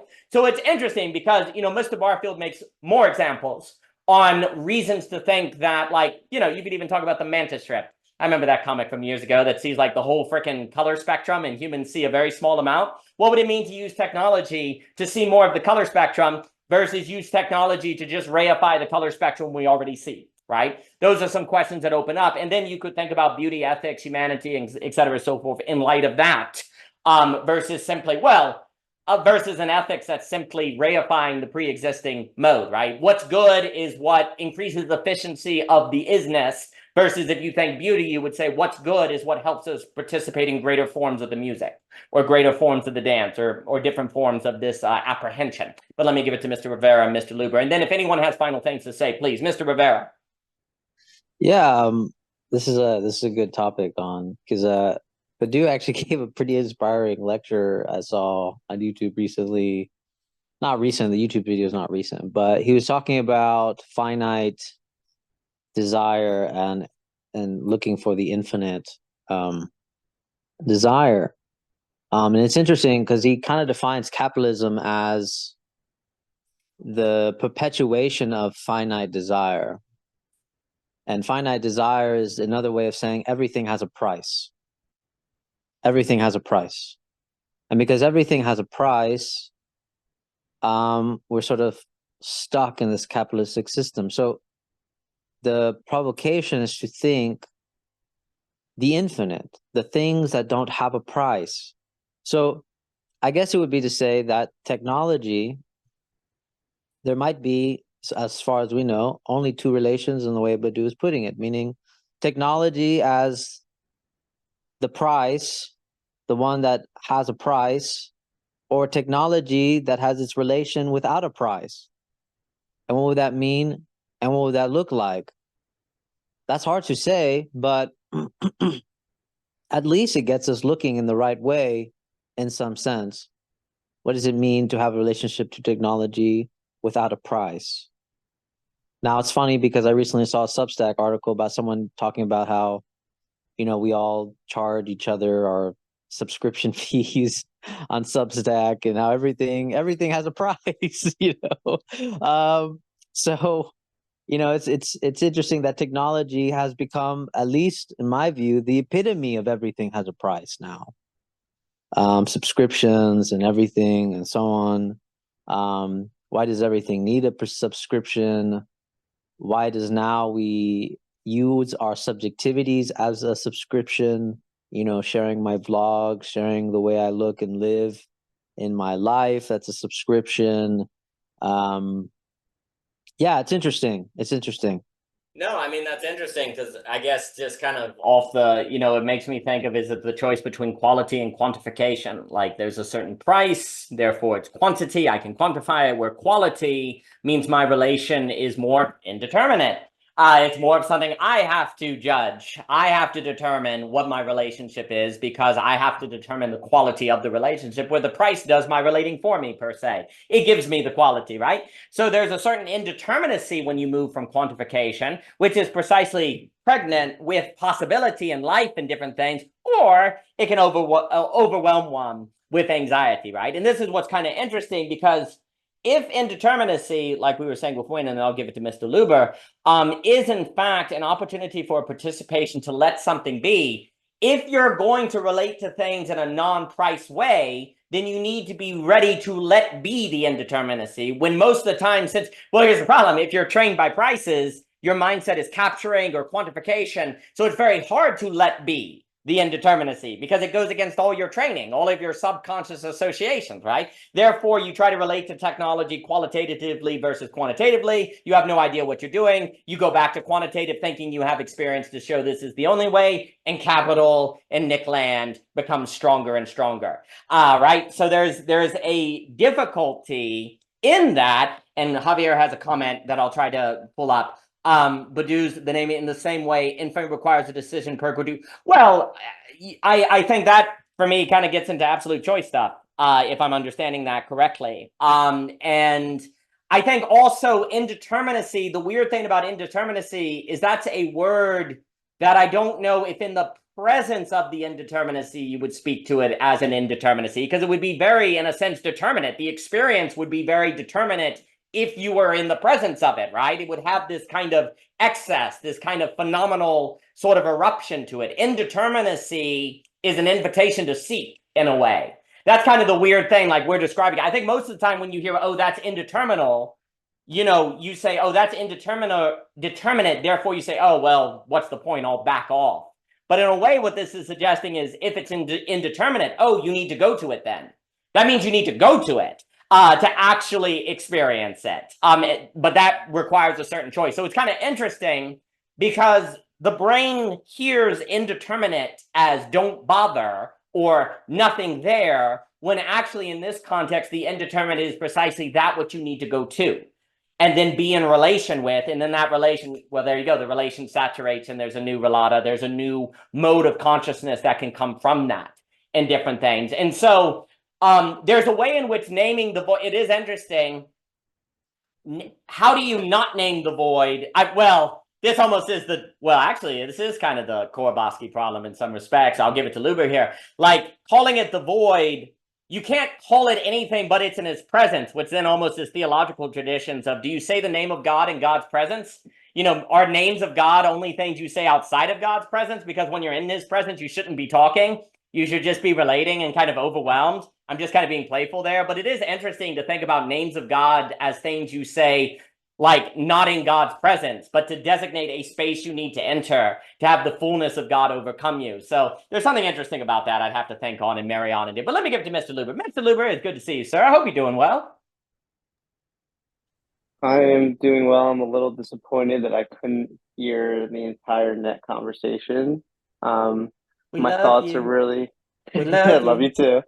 My thoughts are really just about like Ebert's freak theory and what you were saying about Owen Barfield, because I think what Owen Barfield brings out in his work on basically the history of words is that there can't be one saturation.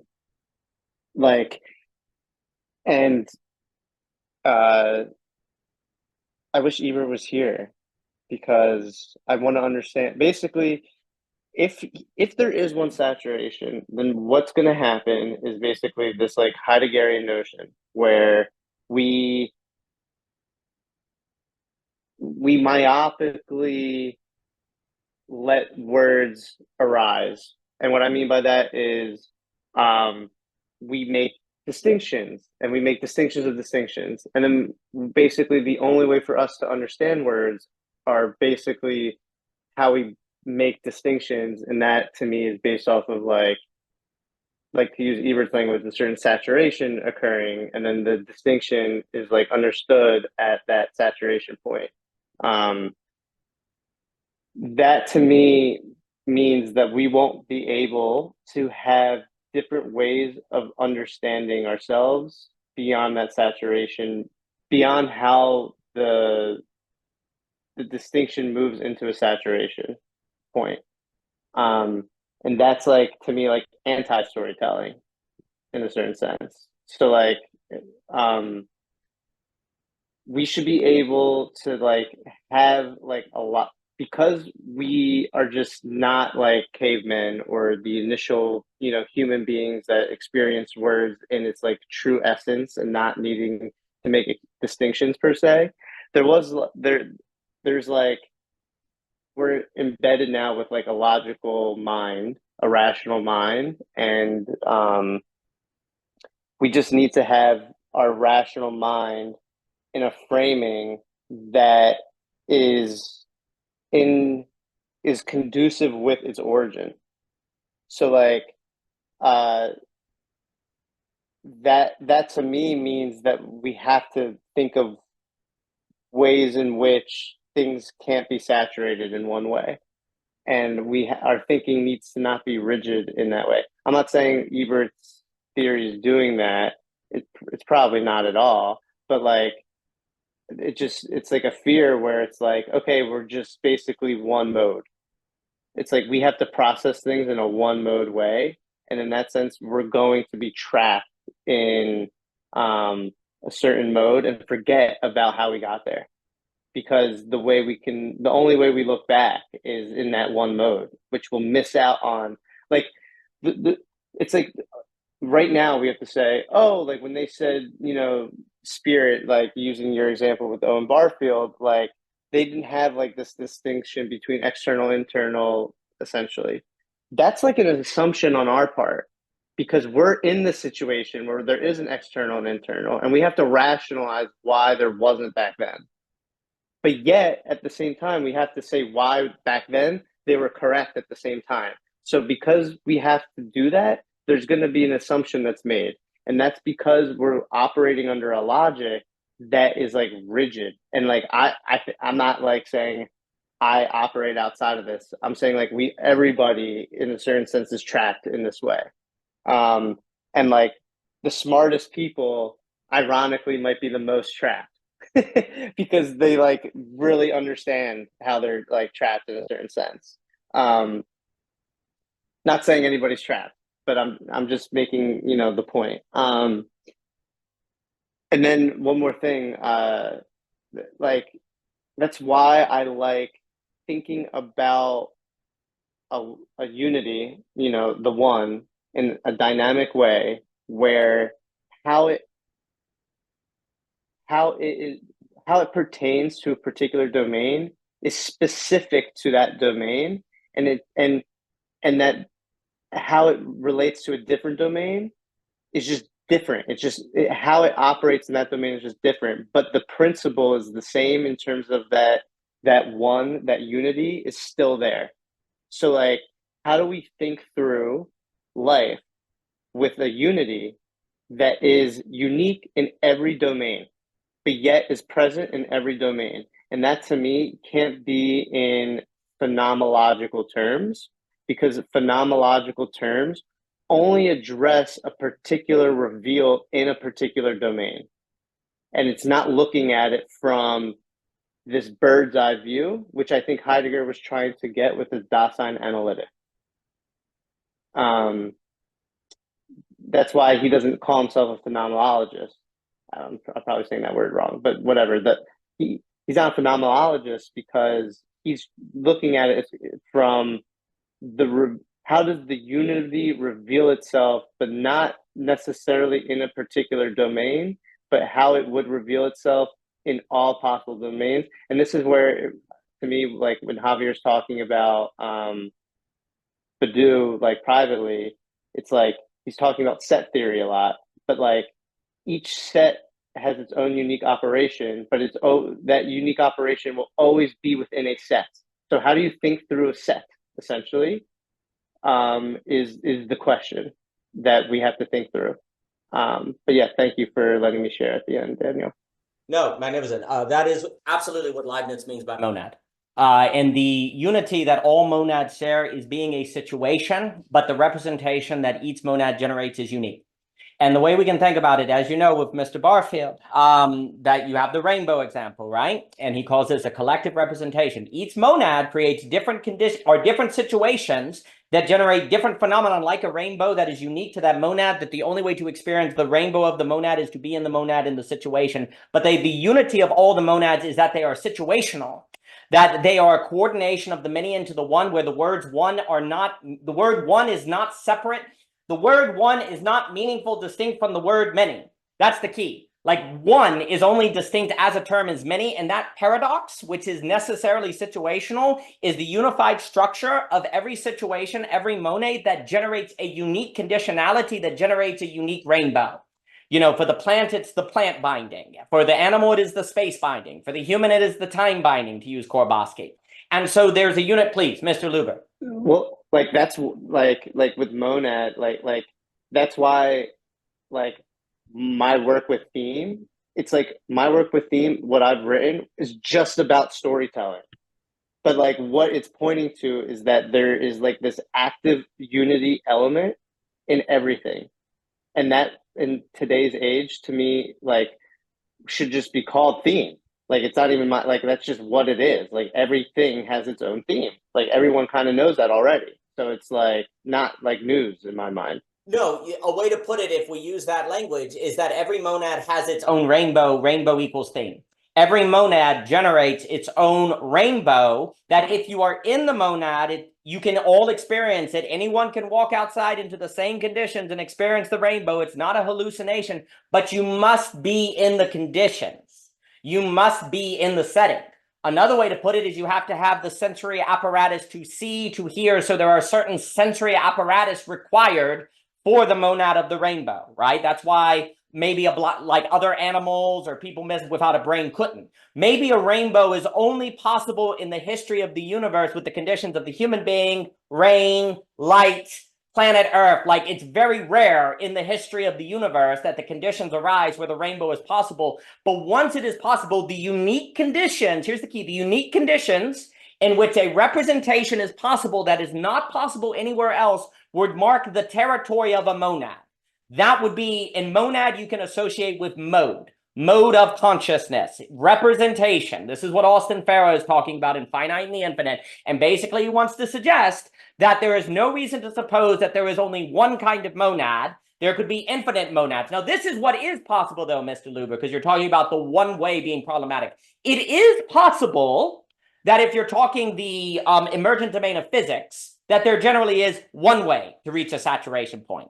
But maybe physics plus chemistry, there are 5 ways to meet the saturation point. Then chemistry plus biology, maybe there's 79 ways of unfolding. But then you introduce the human and there's 20 million, right? It is possible that the amount of unfoldings could gain in complexity the amount of emergences, ergo events that arise because of previous saturation points that could not have been predicted until they occurred. So here's the other key to the saturation point. What Mr. Ebert is saying about a saturation point cannot be known until the saturation occurs. This is the issue. That's why it's indeterminate. You must be surprised by saturation. Like, the event must always surprise. Like, you don't know what physics needs to do to saturate into chemistry, if we use that map of a Henry, like, right? But once it occurs, then it's like it could have been no other way. And then the whole, the whole universe has to be rethought in light of this this new chemistry or biology. Each one of those could have, I think basically Leibniz does suggest that every monad, every layer of complexity of a monad generates many more possible monads. So the amount of monads for plants is less than the amount for animals, which is less than the amount for humans, okay? Like, every layer brings with it many more possible themes, right? Because what Owen Barfield is saying, exactly right, that you can't say there's only one saturation point, right? There are many possible different ways to think about it, right? Well, maybe there are many, there could be who knows how many, right? Based on the modes of consciousness and the monads. But it is possible that when we're talking the universe coming into existence, there basically may need to be, non-locality is fundamental, doesn't collapse into black hole. There's like one way, but then when chemistry, it could merge from there. But another key point with this is that a saturation point cannot be known as the saturation point until it happens. Therefore, it has to be, the only way you would get there is following a theme, right? And then you would encounter the saturation point. Therefore, it has to be surprising. Therefore, you can't know how many possible ways of unfolding there are until they happen, right? So then what increases the probability that you'll have a higher number of monads that will multiply or things or events or so on and so forth? Well, this is where, say, commitment to beauty, virtue, the philosophical life, the continual circling, the continual inexhaustibility is thus rational, because we have no reason to assume that there is a finite limit or necessary limitation to possible monads. Since we cannot know that, because the saturations must be surprising when they occur, it would thus be reasonable to continue the work, right? Like, this is, absolutely Steiner, for example, he's like straight up offering like practices to unlock consciousness, or there's all these different people. Like, if you apparently breathe through your nose, you oxidate your freaking cells more and experience color and have more energy, right? Like, well, this is the other thing that made it all sound crazy, but if the body is a necessary condition for the monad of a rainbow per se, then there are no telling different ways that you could condition the body to experience different monads, right? Who knows, right? Because one of the things we've said a lot is the more you condition yourself according to virtue, the more you can experience beauty, right? You can have a different monad, a different theme, right? So there's a certain conditioning that opens possibilities that would otherwise not be possible because you are doing a certain work to make you open to that mode of consciousness, right? And so I definitely think there's reason to think that. I think it is just critical, like on the idea that a saturation point, what is the event, cannot be known until it occurs. So this is the main kind of idea with that, just to repeat it, is that how many saturation points cannot be known until all we can ever know is the saturation points that have happened, right? And so if we say there's only one way, that can't be justified because there are surprises. So, but that would be a good reason to continue the philosophical work, right? Precisely because who knows in different things. Just a quick clarification real quick with what you're saying at the end. Because there's a history of saturation points, isn't it possible then we can get ourselves in a mode in which we only perceive the historical saturation points as the same when in fact they weren't? Like this is like Heidegger's forgetting of being. Yes. And like that's why I'm very skeptical of like a universal movement of how something ought to saturate. Sure. Okay. Yeah, no, well, I would say I think that is kind of like Owen Barfield and Steiner's point. They're like, hey, there's good evidence to believe there has been different saturation, but like that there has been different modes of experience that has transformed through time, right? Like, you know, the other way is like Walker Percy, we talked, there has been a delta effect. There has been a moment in history where language came onto the scene, where the signifier and signified as a gap became meaningful to people, and this has occurred. So then there's like evidence of it, right? That it has happened, but it's really freaking hard to think yourself into a different monad from within a monad.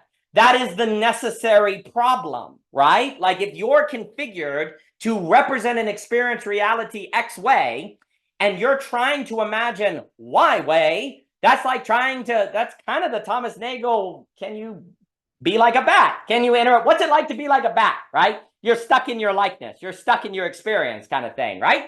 But so then you have to kind of believe it. You have to choose it comes down to a kind of choice. You have to like choose to believe that these different modes are possible, right?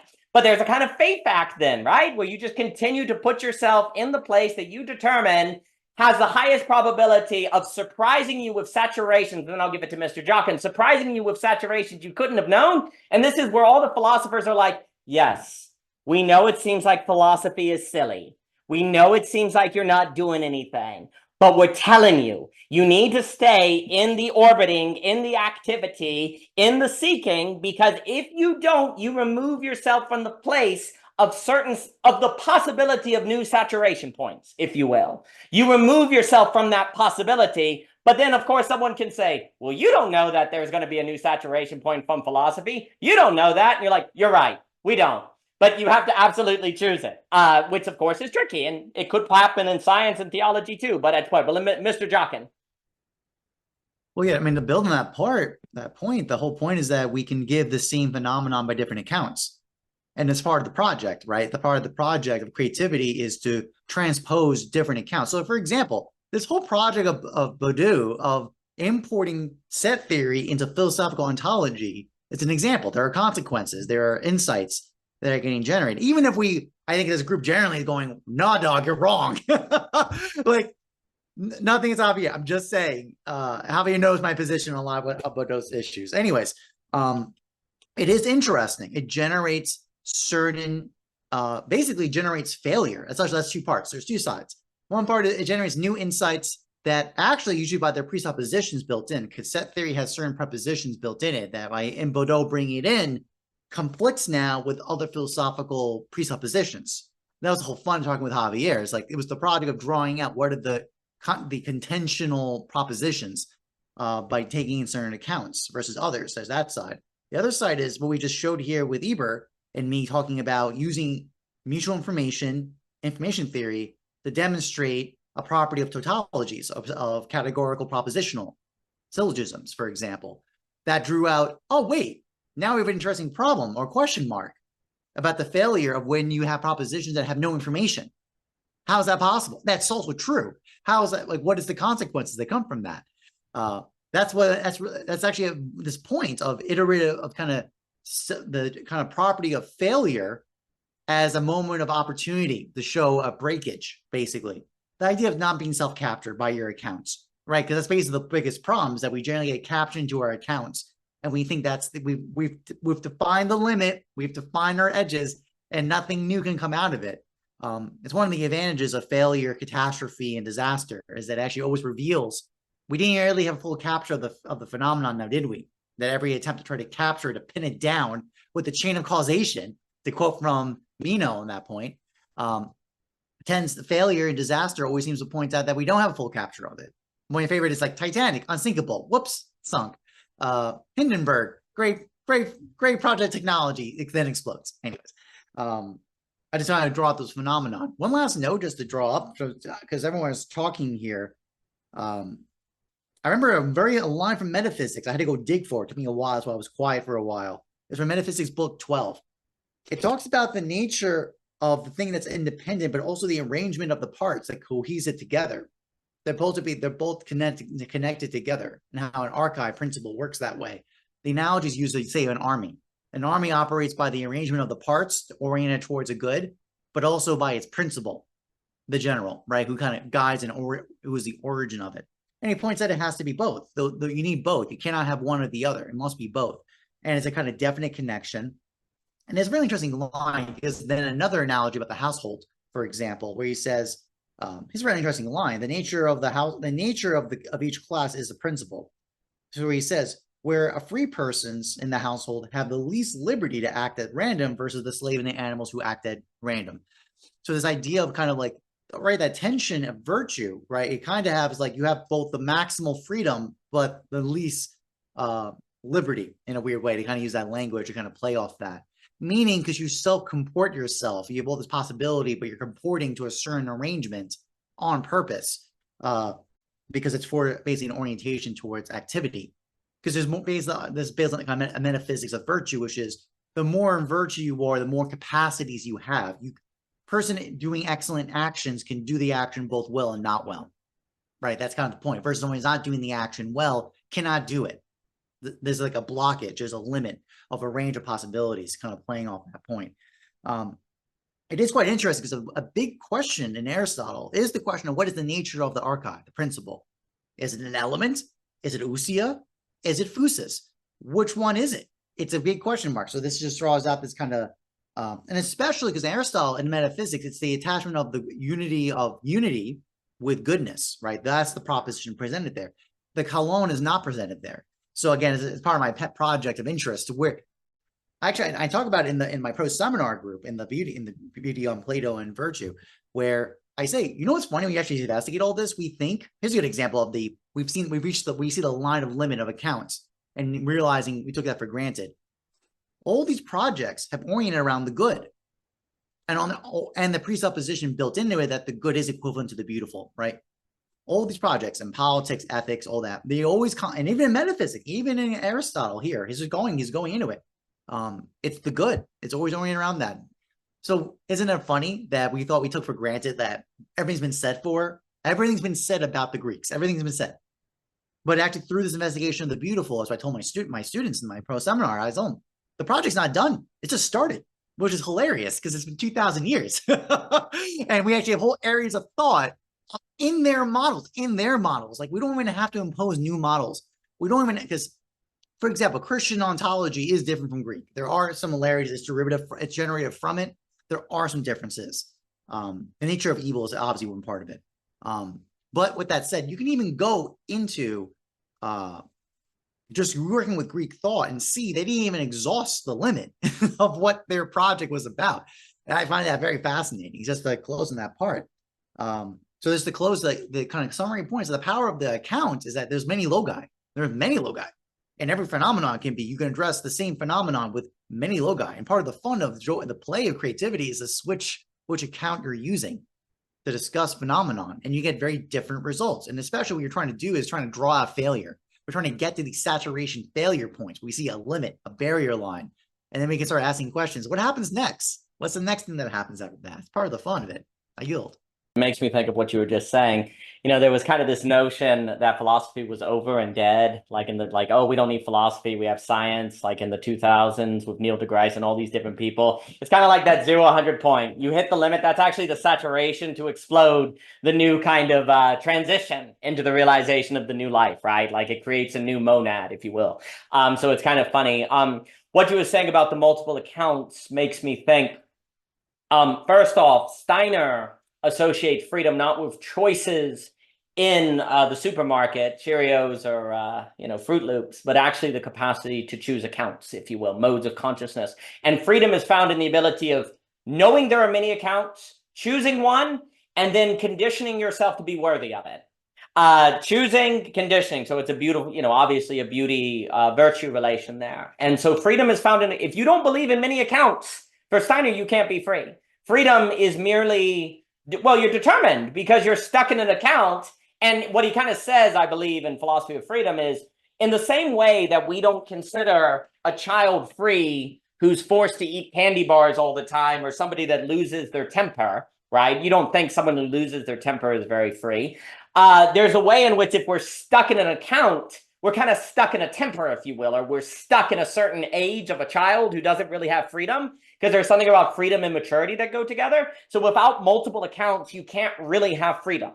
And then, of course, the revelation of multiple accounts comes from something like philosophy, and then I think also poetry with Mr. Barfield, because he called it his null point in his life when he was suicidal and depressive. But when he read poetry and went, wait a minute, there's actually 13 ways of looking at a blackbird per se. I can actually experience the reality in a different language, a different diction, a different mode. Oh, I can choose a different account. And honestly, if you're stuck in nihilism, we'll just choose a different account, right? That's basically what Barfield is saying, right? And so that ability of knowing there are many accounts is necessary for freedom. And then, of course, those accounts have a certain pregnancy in them, which every account seems like it entails a new saturation point, possibly that generates another account. So let's say you have 6 accounts. Each one of them may account 3 new accounts at their saturation points, and each one of those could have 12 at their saturation points, on and on and on.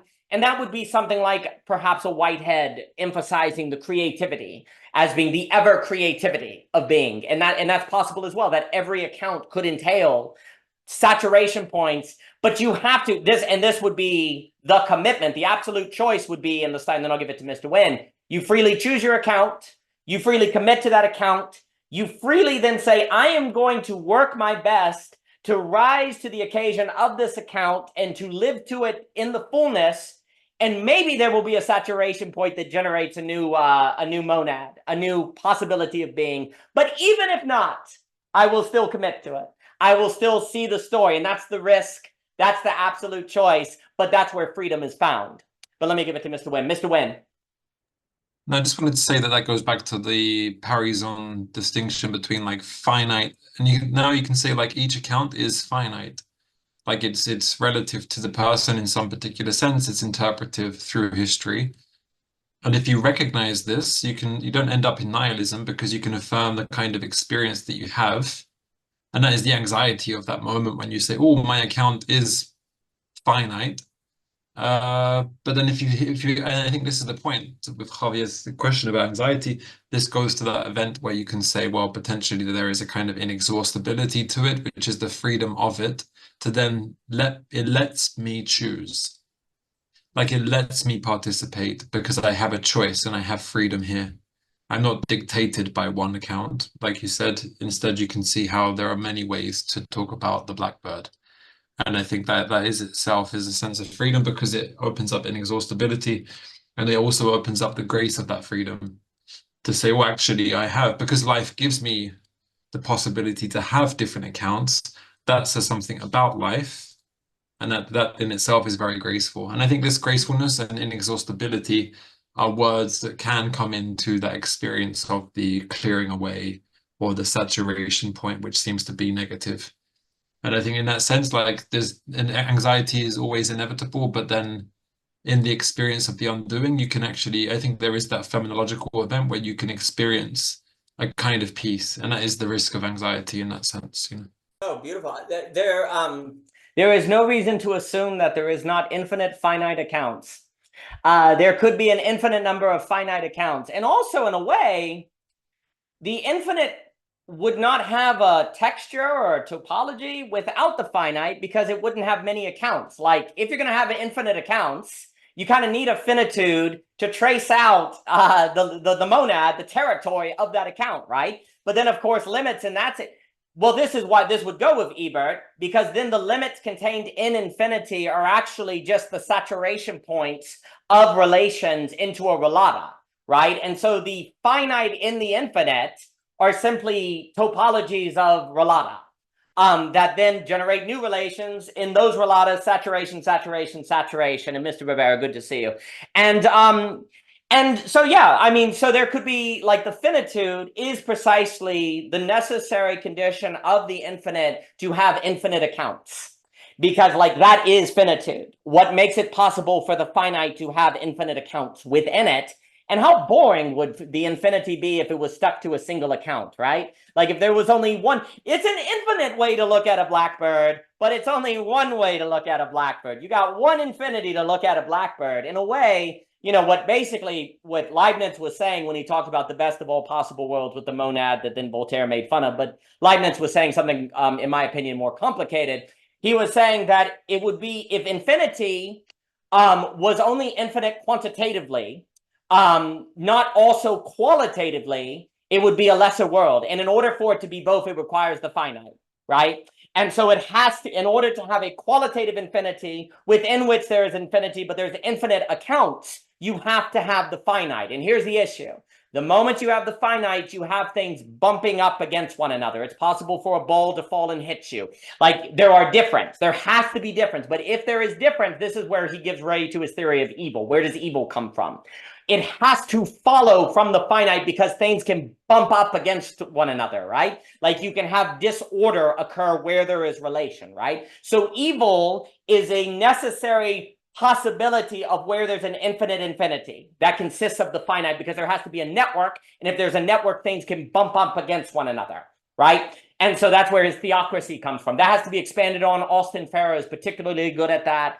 But that's a little side note that actually I think brings to mind the murderer question from the beginning. But Mr. Wynn, please. I was interested to think about Leibniz's Christianity, how he would relate to Christ in that sense, because Christ is basically the finite of the infinite made flesh, to the degree that the very distinction between infinite and finite breaks down in that sense, you know? Like, the eternal one, the eternal God, or the eternal Trinity is made flesh. Like, spirit is a bone in Hegel's sense as well. I think there's something interesting on that point, because I think it kind of shows you the limits of modern mathematical metaphysics, which approaches saturation points when it finds that the one has become finite. It's particular according to the place of history that we find ourselves in. Everything's kind of subjective, relative. But in that experience, I think there is the infinite that breaks through finitude. It breaks through what is present before us, or present to mind, you know? And I think this is the point, at that point with the saturation point, I think there is an experience in particularity, which is infinite, you know, like, and I think that's what we're trying to all get to here, is like that kind of consideration. And for Heidegger, that's being is like the event of being is that breakthrough of something which can't be quantified as a kind of multiple, but in the experience of it, it's like, there's a pre-union, there's a pre-unity even. That's Hegel's word. He uses pre-unity. It's not even a unity of infinite and finite, it's a pre-unity. Like, in the experience, that breaks down. The form of the distinction breaks down into the experience of it in a way. And that's kind of self-consciousness, as you recognize that you are the place, the particular place in which the spirit comes forth, you know? Oh yeah, I mean, there's a notion with the monads where there has to be a pre-harmony, further possibility that breaks through the accounts to make them possible, that is nevertheless co-created with the account, to say a giant sentence. So no, I think what you're getting at is exactly right. And Well, there's a way with this, and then there's a way when Hegel says the spirit is a bone, and I'm not sure if Leibniz would agree with this, but there's a way in which that suggests that everything is Eucharist. Everything is actually transubstantive, that everything is actually an AB, not just an AA. And Leibniz would completely agree with that, where there is a certain notion where this, this bread is literally Jesus. It's not to say like the bread becomes Jesus, but that everything actually has a certain bothness to it, entailed in its very being. And now look, that would tie to the monad in the sense of the only way that anything is intelligible is because it is relating to other things according to a quality that cannot be located in a single thing, but that makes intelligibility possible. Likewise, appleness is not located in an apple, and yet it is at the same time, but appleness is the quality that makes counting possible, where I can say 1 apple, 2 apple, 3 apple, that I apprehend thanks to the appearance coming forth in being of the apples. Therefore, the appearance is the fullness of essence in Heidegger, in Hegel, because without that appearance, you couldn't have appleness that makes it possible to judge the form of appleness that then bring quality and quantity together, and there's a bothness in the one together, and you can't separate them, or else there is not the grounds necessary for intelligibility. And so that all becomes the analysis of citas that Mr. Leibniz wants to put forth. And then in that intelligibility, there's a kind of invitation, because appleness is inviting you to be part of these phenomenon that are apples precisely to make them intelligible, right? There's an invitedness to then better explore that account until you saturate it into maybe something more appleness, or a different form that you then see beyond, maybe fruitness, maybe some other forms that is inviting you to explore. And maybe then on this question of why when the murderer, the partial object, yes, that's exactly right. That's what we're getting, because there's an invitation into it. And maybe the reason, another way to think about why is it when the mass murderer says it's beautiful when they carry out a killing, is because there is no saturation point. It's an effacement. It's not inviting you. There's something about beauty that it is inviting you to go deeper into account to discover the saturation point into a deeper level of qualia, into a different experience, where it's inviting you into more relation and to create a new relata that then has a new monad, right? And so beauty always kind of has that pull to it. The problem, obviously, you were making this point earlier, when the murderer says, that's beautiful, it's more aesthetic. They're saying that's aesthetic. The other reason why it doesn't seem beautiful, because there's no new quality that can invite you into. Like, there's nothing, when I see the dead people, I know they're dead people. There's no new quality of experience. Mr. Jockin, please. Yeah, there's destruction. That's the point. Yeah. So this is the doctrine of violence, metaphysical concept of violence, right? Basically, it's literally privational. It's only a stripping away. Yes. Beauty does not have that quality. Because now there's a distinction of doing that versus clearing the way of privations to elicit an awakening, basically a revelation. So the example, to use a medicine example, is the idea of surgery. It basically when we remove illness, disease, so that that entity becomes healthy, right? It's that kind of when we're doing actions of stripping away, there's a difference between doing it against privational states that are hindering, limiting, versus things that are just purely destructive, taking away. There's nothing added new. There's no revelation in the murder, basically, besides just, destruction. That's it. Yeah. No, and it's critical to know this doesn't mean death and say Hamlet can't be beautiful. The problem is not the violence per se, because you can have great works of art or violent moments that invite you into beauty. It's the issue that it's privational, right? It's destructive. But that doesn't necessarily mean death in a work of art can't be actually pulling you into a greater account, but it depends on the whole situation, right? And that would require you to kind of judge the whole. I guess I was thinking about it as everyone was talking, it's almost like if somebody says that is beautiful, the question you should ask them is, what account is that inviting me to saturate? And if they cannot tell you what the account is that thing is inviting you to saturate, this is purely aesthetic then. There has to be an account, in the way you have different account, there has to be an account this thing is inviting me to saturate or to explore more. If not, then it's not beautiful. It's just aesthetic. It's just something that you like to look at. It has a symmetry for some reason, maybe because you're sick and twisted. And I cannot, if somebody murders a lot of people, What is the account that this is inviting me to saturate that I haven't maybe already saturated? I know people die. Yes, I know that. Like, it's not a new account or anything like, and it's not, and it certainly is not inviting you to have a different qualitative experience. If anything, it's scaring you. It's frightening you from qualitative experience. It's making you withdraw, not to go deeper, right? Whereas there's something about beauty that is inviting you into an account to reach a saturation, to a certain fullness. Different, Mr. Jockin. What does the bill not mean? My rough, quick reading of generally people who are psychotic or murderers or things like that, basically acts of evil, I remember reading a sociology book about this topic. It is very interesting. Normally, the people who do it actually perceive the action as very insignificant and not a big deal. Like, they literally, they have a numbness. It's actually kind of the most terrifying thing about it, is that generally the psychological state of the individuals who do these actions generally have a state of numbness, unawareness of what they're doing, a kind of banality of evil account property. But yet the action has disproportionate, huge negative effects or reaction to others, right? Like, for example, like a rape, like I apologize for being very extreme about it, but the point is this book talked about it. Rapists make comments basically, not getting much pleasure, literally getting not much pleasure out of it, and not even aware of what they're doing is really that big of a deal. But for the victims of it, very big deal, as an example. So there's this cutting off aspect. So actually back to the asynchronicity quality of it, there's actually a dysynchronicity of the action to the connection to deeper reality, right? And you usually see that scenario, or you see a radical isolation, kind of like the absolute mode of hell is pure isolation, divorce, of cutting off. So those are the kind of psychological accounts you read when people who are mass murderers, psychos, psychosis episodes, things like that, and to have properties like that. So that's very much, those are the signs to show you this is impossible to be about beauty. Because even those examples, like, for example, like a big tension within the group, the course, was this idea of martyrdom, right? But that's the point, though. Martyrdom, quoted from Aristotle, is actually the greatest moment of glory. It's nobility, because you're sacrificing your life for a friend. Like, it's, so you see, it's not even, so like the destruction is actually for the sake, as said, it's actually hyper self-interested.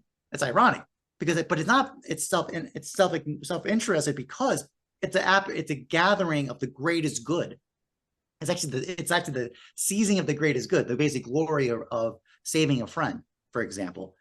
So it's actually not the state of cutting off isolation. So it's kind of, as you said many times, Daniel, the beautiful always seems to point to something beyond itself. As you said, moments of saturation that draw out, in this case, kind of like not a failure of destruction, but a failure of like, oh my God, there's more, right? That kind of intelligibility in that way. No, brilliantly put. And, I agree with what you were saying. To me, that's why it's all situation. Like, to say the martyr is beautiful doesn't mean killing is beautiful. Martyrdom entails killing, but it's not reducible to just killing or bleeding, right? There's a context of virtue that the martyrdom is defined from simply being killed or dying, right? That separates it situationally. And the martyrdom is then an invitation into understanding why it's different. There's an account you can then learn, right? It's an invitation of what's the difference between martyrdom and just being killed in a car accident, right? What's the difference? Come and see, come figure it out, right? You're being invited into the account, right, Mr. Jockin?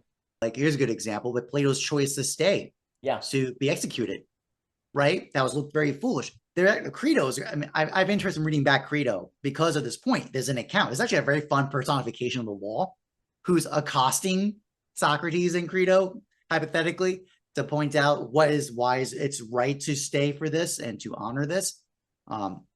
That's the point. Like, there's a kind of like, the whole point of Socrates is a character, right? It's to give us an exemplar of how we ought to be.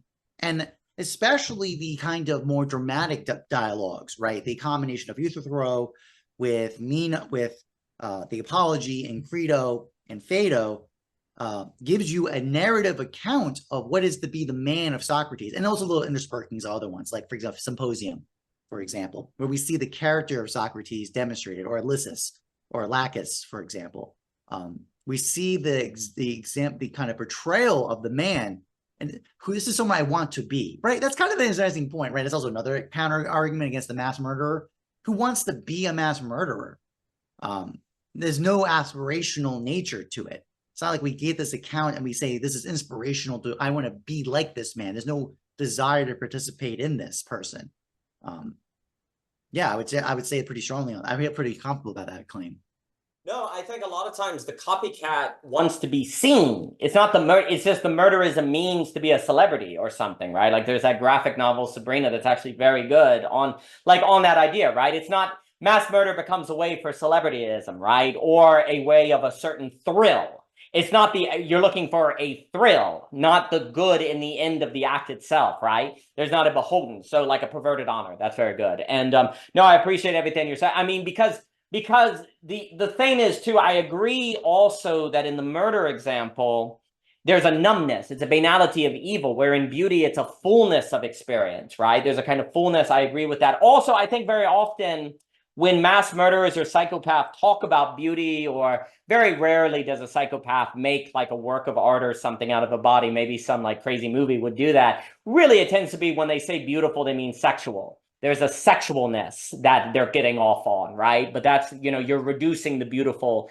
then to the orgasm or something. And there's that fine line between murder and climax and consummation. And so all of those things are being conflated, where it's more of that's what they're describing. And that is a mistake of a misordered good. Yes, the arrows and dying to self, laying your life down, death is part of the act of beauty, but not killing someone to feel sexual gratification from it that you then call beautiful. You're taking the three variables and mixing them up in the wrong order. You're supposed to die to self in a certain falling in love with the beautiful that is greater than you for its sake, not for you to be the celebrity, but to honor that. Same variables, but in the wrong order. That's why it's all so frickin' tricky, and why you ultimately need some sort of studying and philosophy to figure out the order, because you're still going to be, as a human being, dealing with something like the beautiful, something like the good, something like the sexual, something like the erotic. But if you don't think about how you order them, you may order them in a self-destructive, psychotic way, right? So you want to figure out the right order for these things, or else there can be various pathologies that emerge. Like the death is not supposed to be killing the other. It's supposed to be laying your own life down for something greater than you, for its sake, not your sake. But that's same kind of variables, but you have to order them differently. And you have to think, and then that creates a different account. That creates a different account that invites a different kind of saturation, that invites new being, new creativity, new creation, God ever creating, right? New possibility. Mr. Shinn, please. It's like Socrates is a mass murderer of ideas. Like, he comes up, he's like, what's impiety? Oh, what do you think about this? Like, just to be like, you can still do your mass murdering thing. Just, this is how it's exemplar rather than cringe or whatever. I mean, just to build on that, the whole point of the Lankes method is to shock, torpify the subject to realize their unaware lack. Like, it's actually the kind of so one of the modes of ignorance is the absolute lack of awareness that you do not know. And that's the point. You guys think they know, and then they're presented with an account, with a test to verify, to see where does it stand. And when they see it's breaking, it's failure, it's ideally it's said to be a benefit to them. That's the argument in Meno, is that it benefits you because now you know what you're lacking. You weren't even aware that you didn't have it. So that's the whole point. So that's an example. So that's an example. It's not really murder per se. It's more about taking these false images into putting them to the test. These accounts or images that are doxa, right, opinion, put to the metal, to the test, and then via internal logic, as Plato commonly says, he says, no, I'm not telling you you're wrong. You think you're wrong because your own presuppositions, your own positing has now proven that you're wrong, that you're false. He works that all the time. So so it's not like he's just showing that it really is like this is why the idea from Phaedrus of the doctor of the soul is very reasonable, because these false opinions are diseases of the mind, of the soul, basically getting access to the beautiful, using this account, using this mode of thinking about it. And when we're presented with the failure, we have opportunity. We have an opportunity to reach for other accounts, to say, I'm wrong. I have to go look now for other accounts. But most people choose not to, as demonstrated through what happened to the character in these dialogues. No, brilliant. And well, in a way, for me to think about the disease of the soul is that you have the soul is diseased when it has no account toward the beautiful. Like when it has no account to be toward the beautiful, it's sick, actually, because the soul is supposed to be on an account toward the beautiful and to saturate that and to saturate that and to saturate that evermore, right? And I think that also is useful when we think about this kind of question of like, hey, wouldn't life be simpler if you didn't have philosophy, if you were ignorant and everything wasn't so complex and so on and so forth? Wouldn't things be great? The issue is that we see today that, well, just the Owen Barfield's example. What do you do, though, when ignorance is a single account that leads to nihilism, suicide, hopelessness, and so on and so forth, right? There's only one way to get freedom, is to know there are different accounts. You have to be taught that there are different accounts. That's what like was big for Owen Barfield. He didn't know there are different ways of seeing the world until he read poetry, and that saved him from nihilism. Let's say you're in a marriage and you're always fighting and you can't figure it out. There's only one way to get out of that, is to learn that there are different accounts. And ignorance is when you don't know there are different accounts. That's ignorance. True ignorance is when you don't even know you're ignorant. If you know you're ignorant, you're not actually ignorant. You are on the road of learning, right? Learning is knowing you don't know. True ignorance is something you can't even experience. That's a problem. And that means the only way to escape true ignorance is knowing there are many accounts. And that's what Socrates is doing. And that's what philosophy is doing. And here's the issue. If your life sucks because of true ignorance, if you don't have beauty, if you can't have love, or you're having drama or whatever, and that is a result of a true ignorance, meaning you're stuck in an account and you don't know you're stuck in an account, there's only one way out. Basically, philosophy, to learn that there's the possibility of many accounts, which I think you can bring with the arts and creativity and poetry and all of those things together, right? That's the only hope you've got. And if you, so, if it's like, well, I just want it to be simple. I don't want to think about the many accounts. Well, then Steiner would say, well, then you can't be free. And you better hope that no one comes and takes advantage of your simplicity. And you better hope that your simplicity and single account doesn't lead to nihilism, hopelessness, a loss of beauty, or so on and so forth. But it's pretty likely it will, just because of time, just because of variables. Now, you could be very isolated and might get lucky, but then you're very isolated and cut off in different things, right? And then that's non-relational. So you're cutting yourself off from new saturation points, new monads, and different things like that.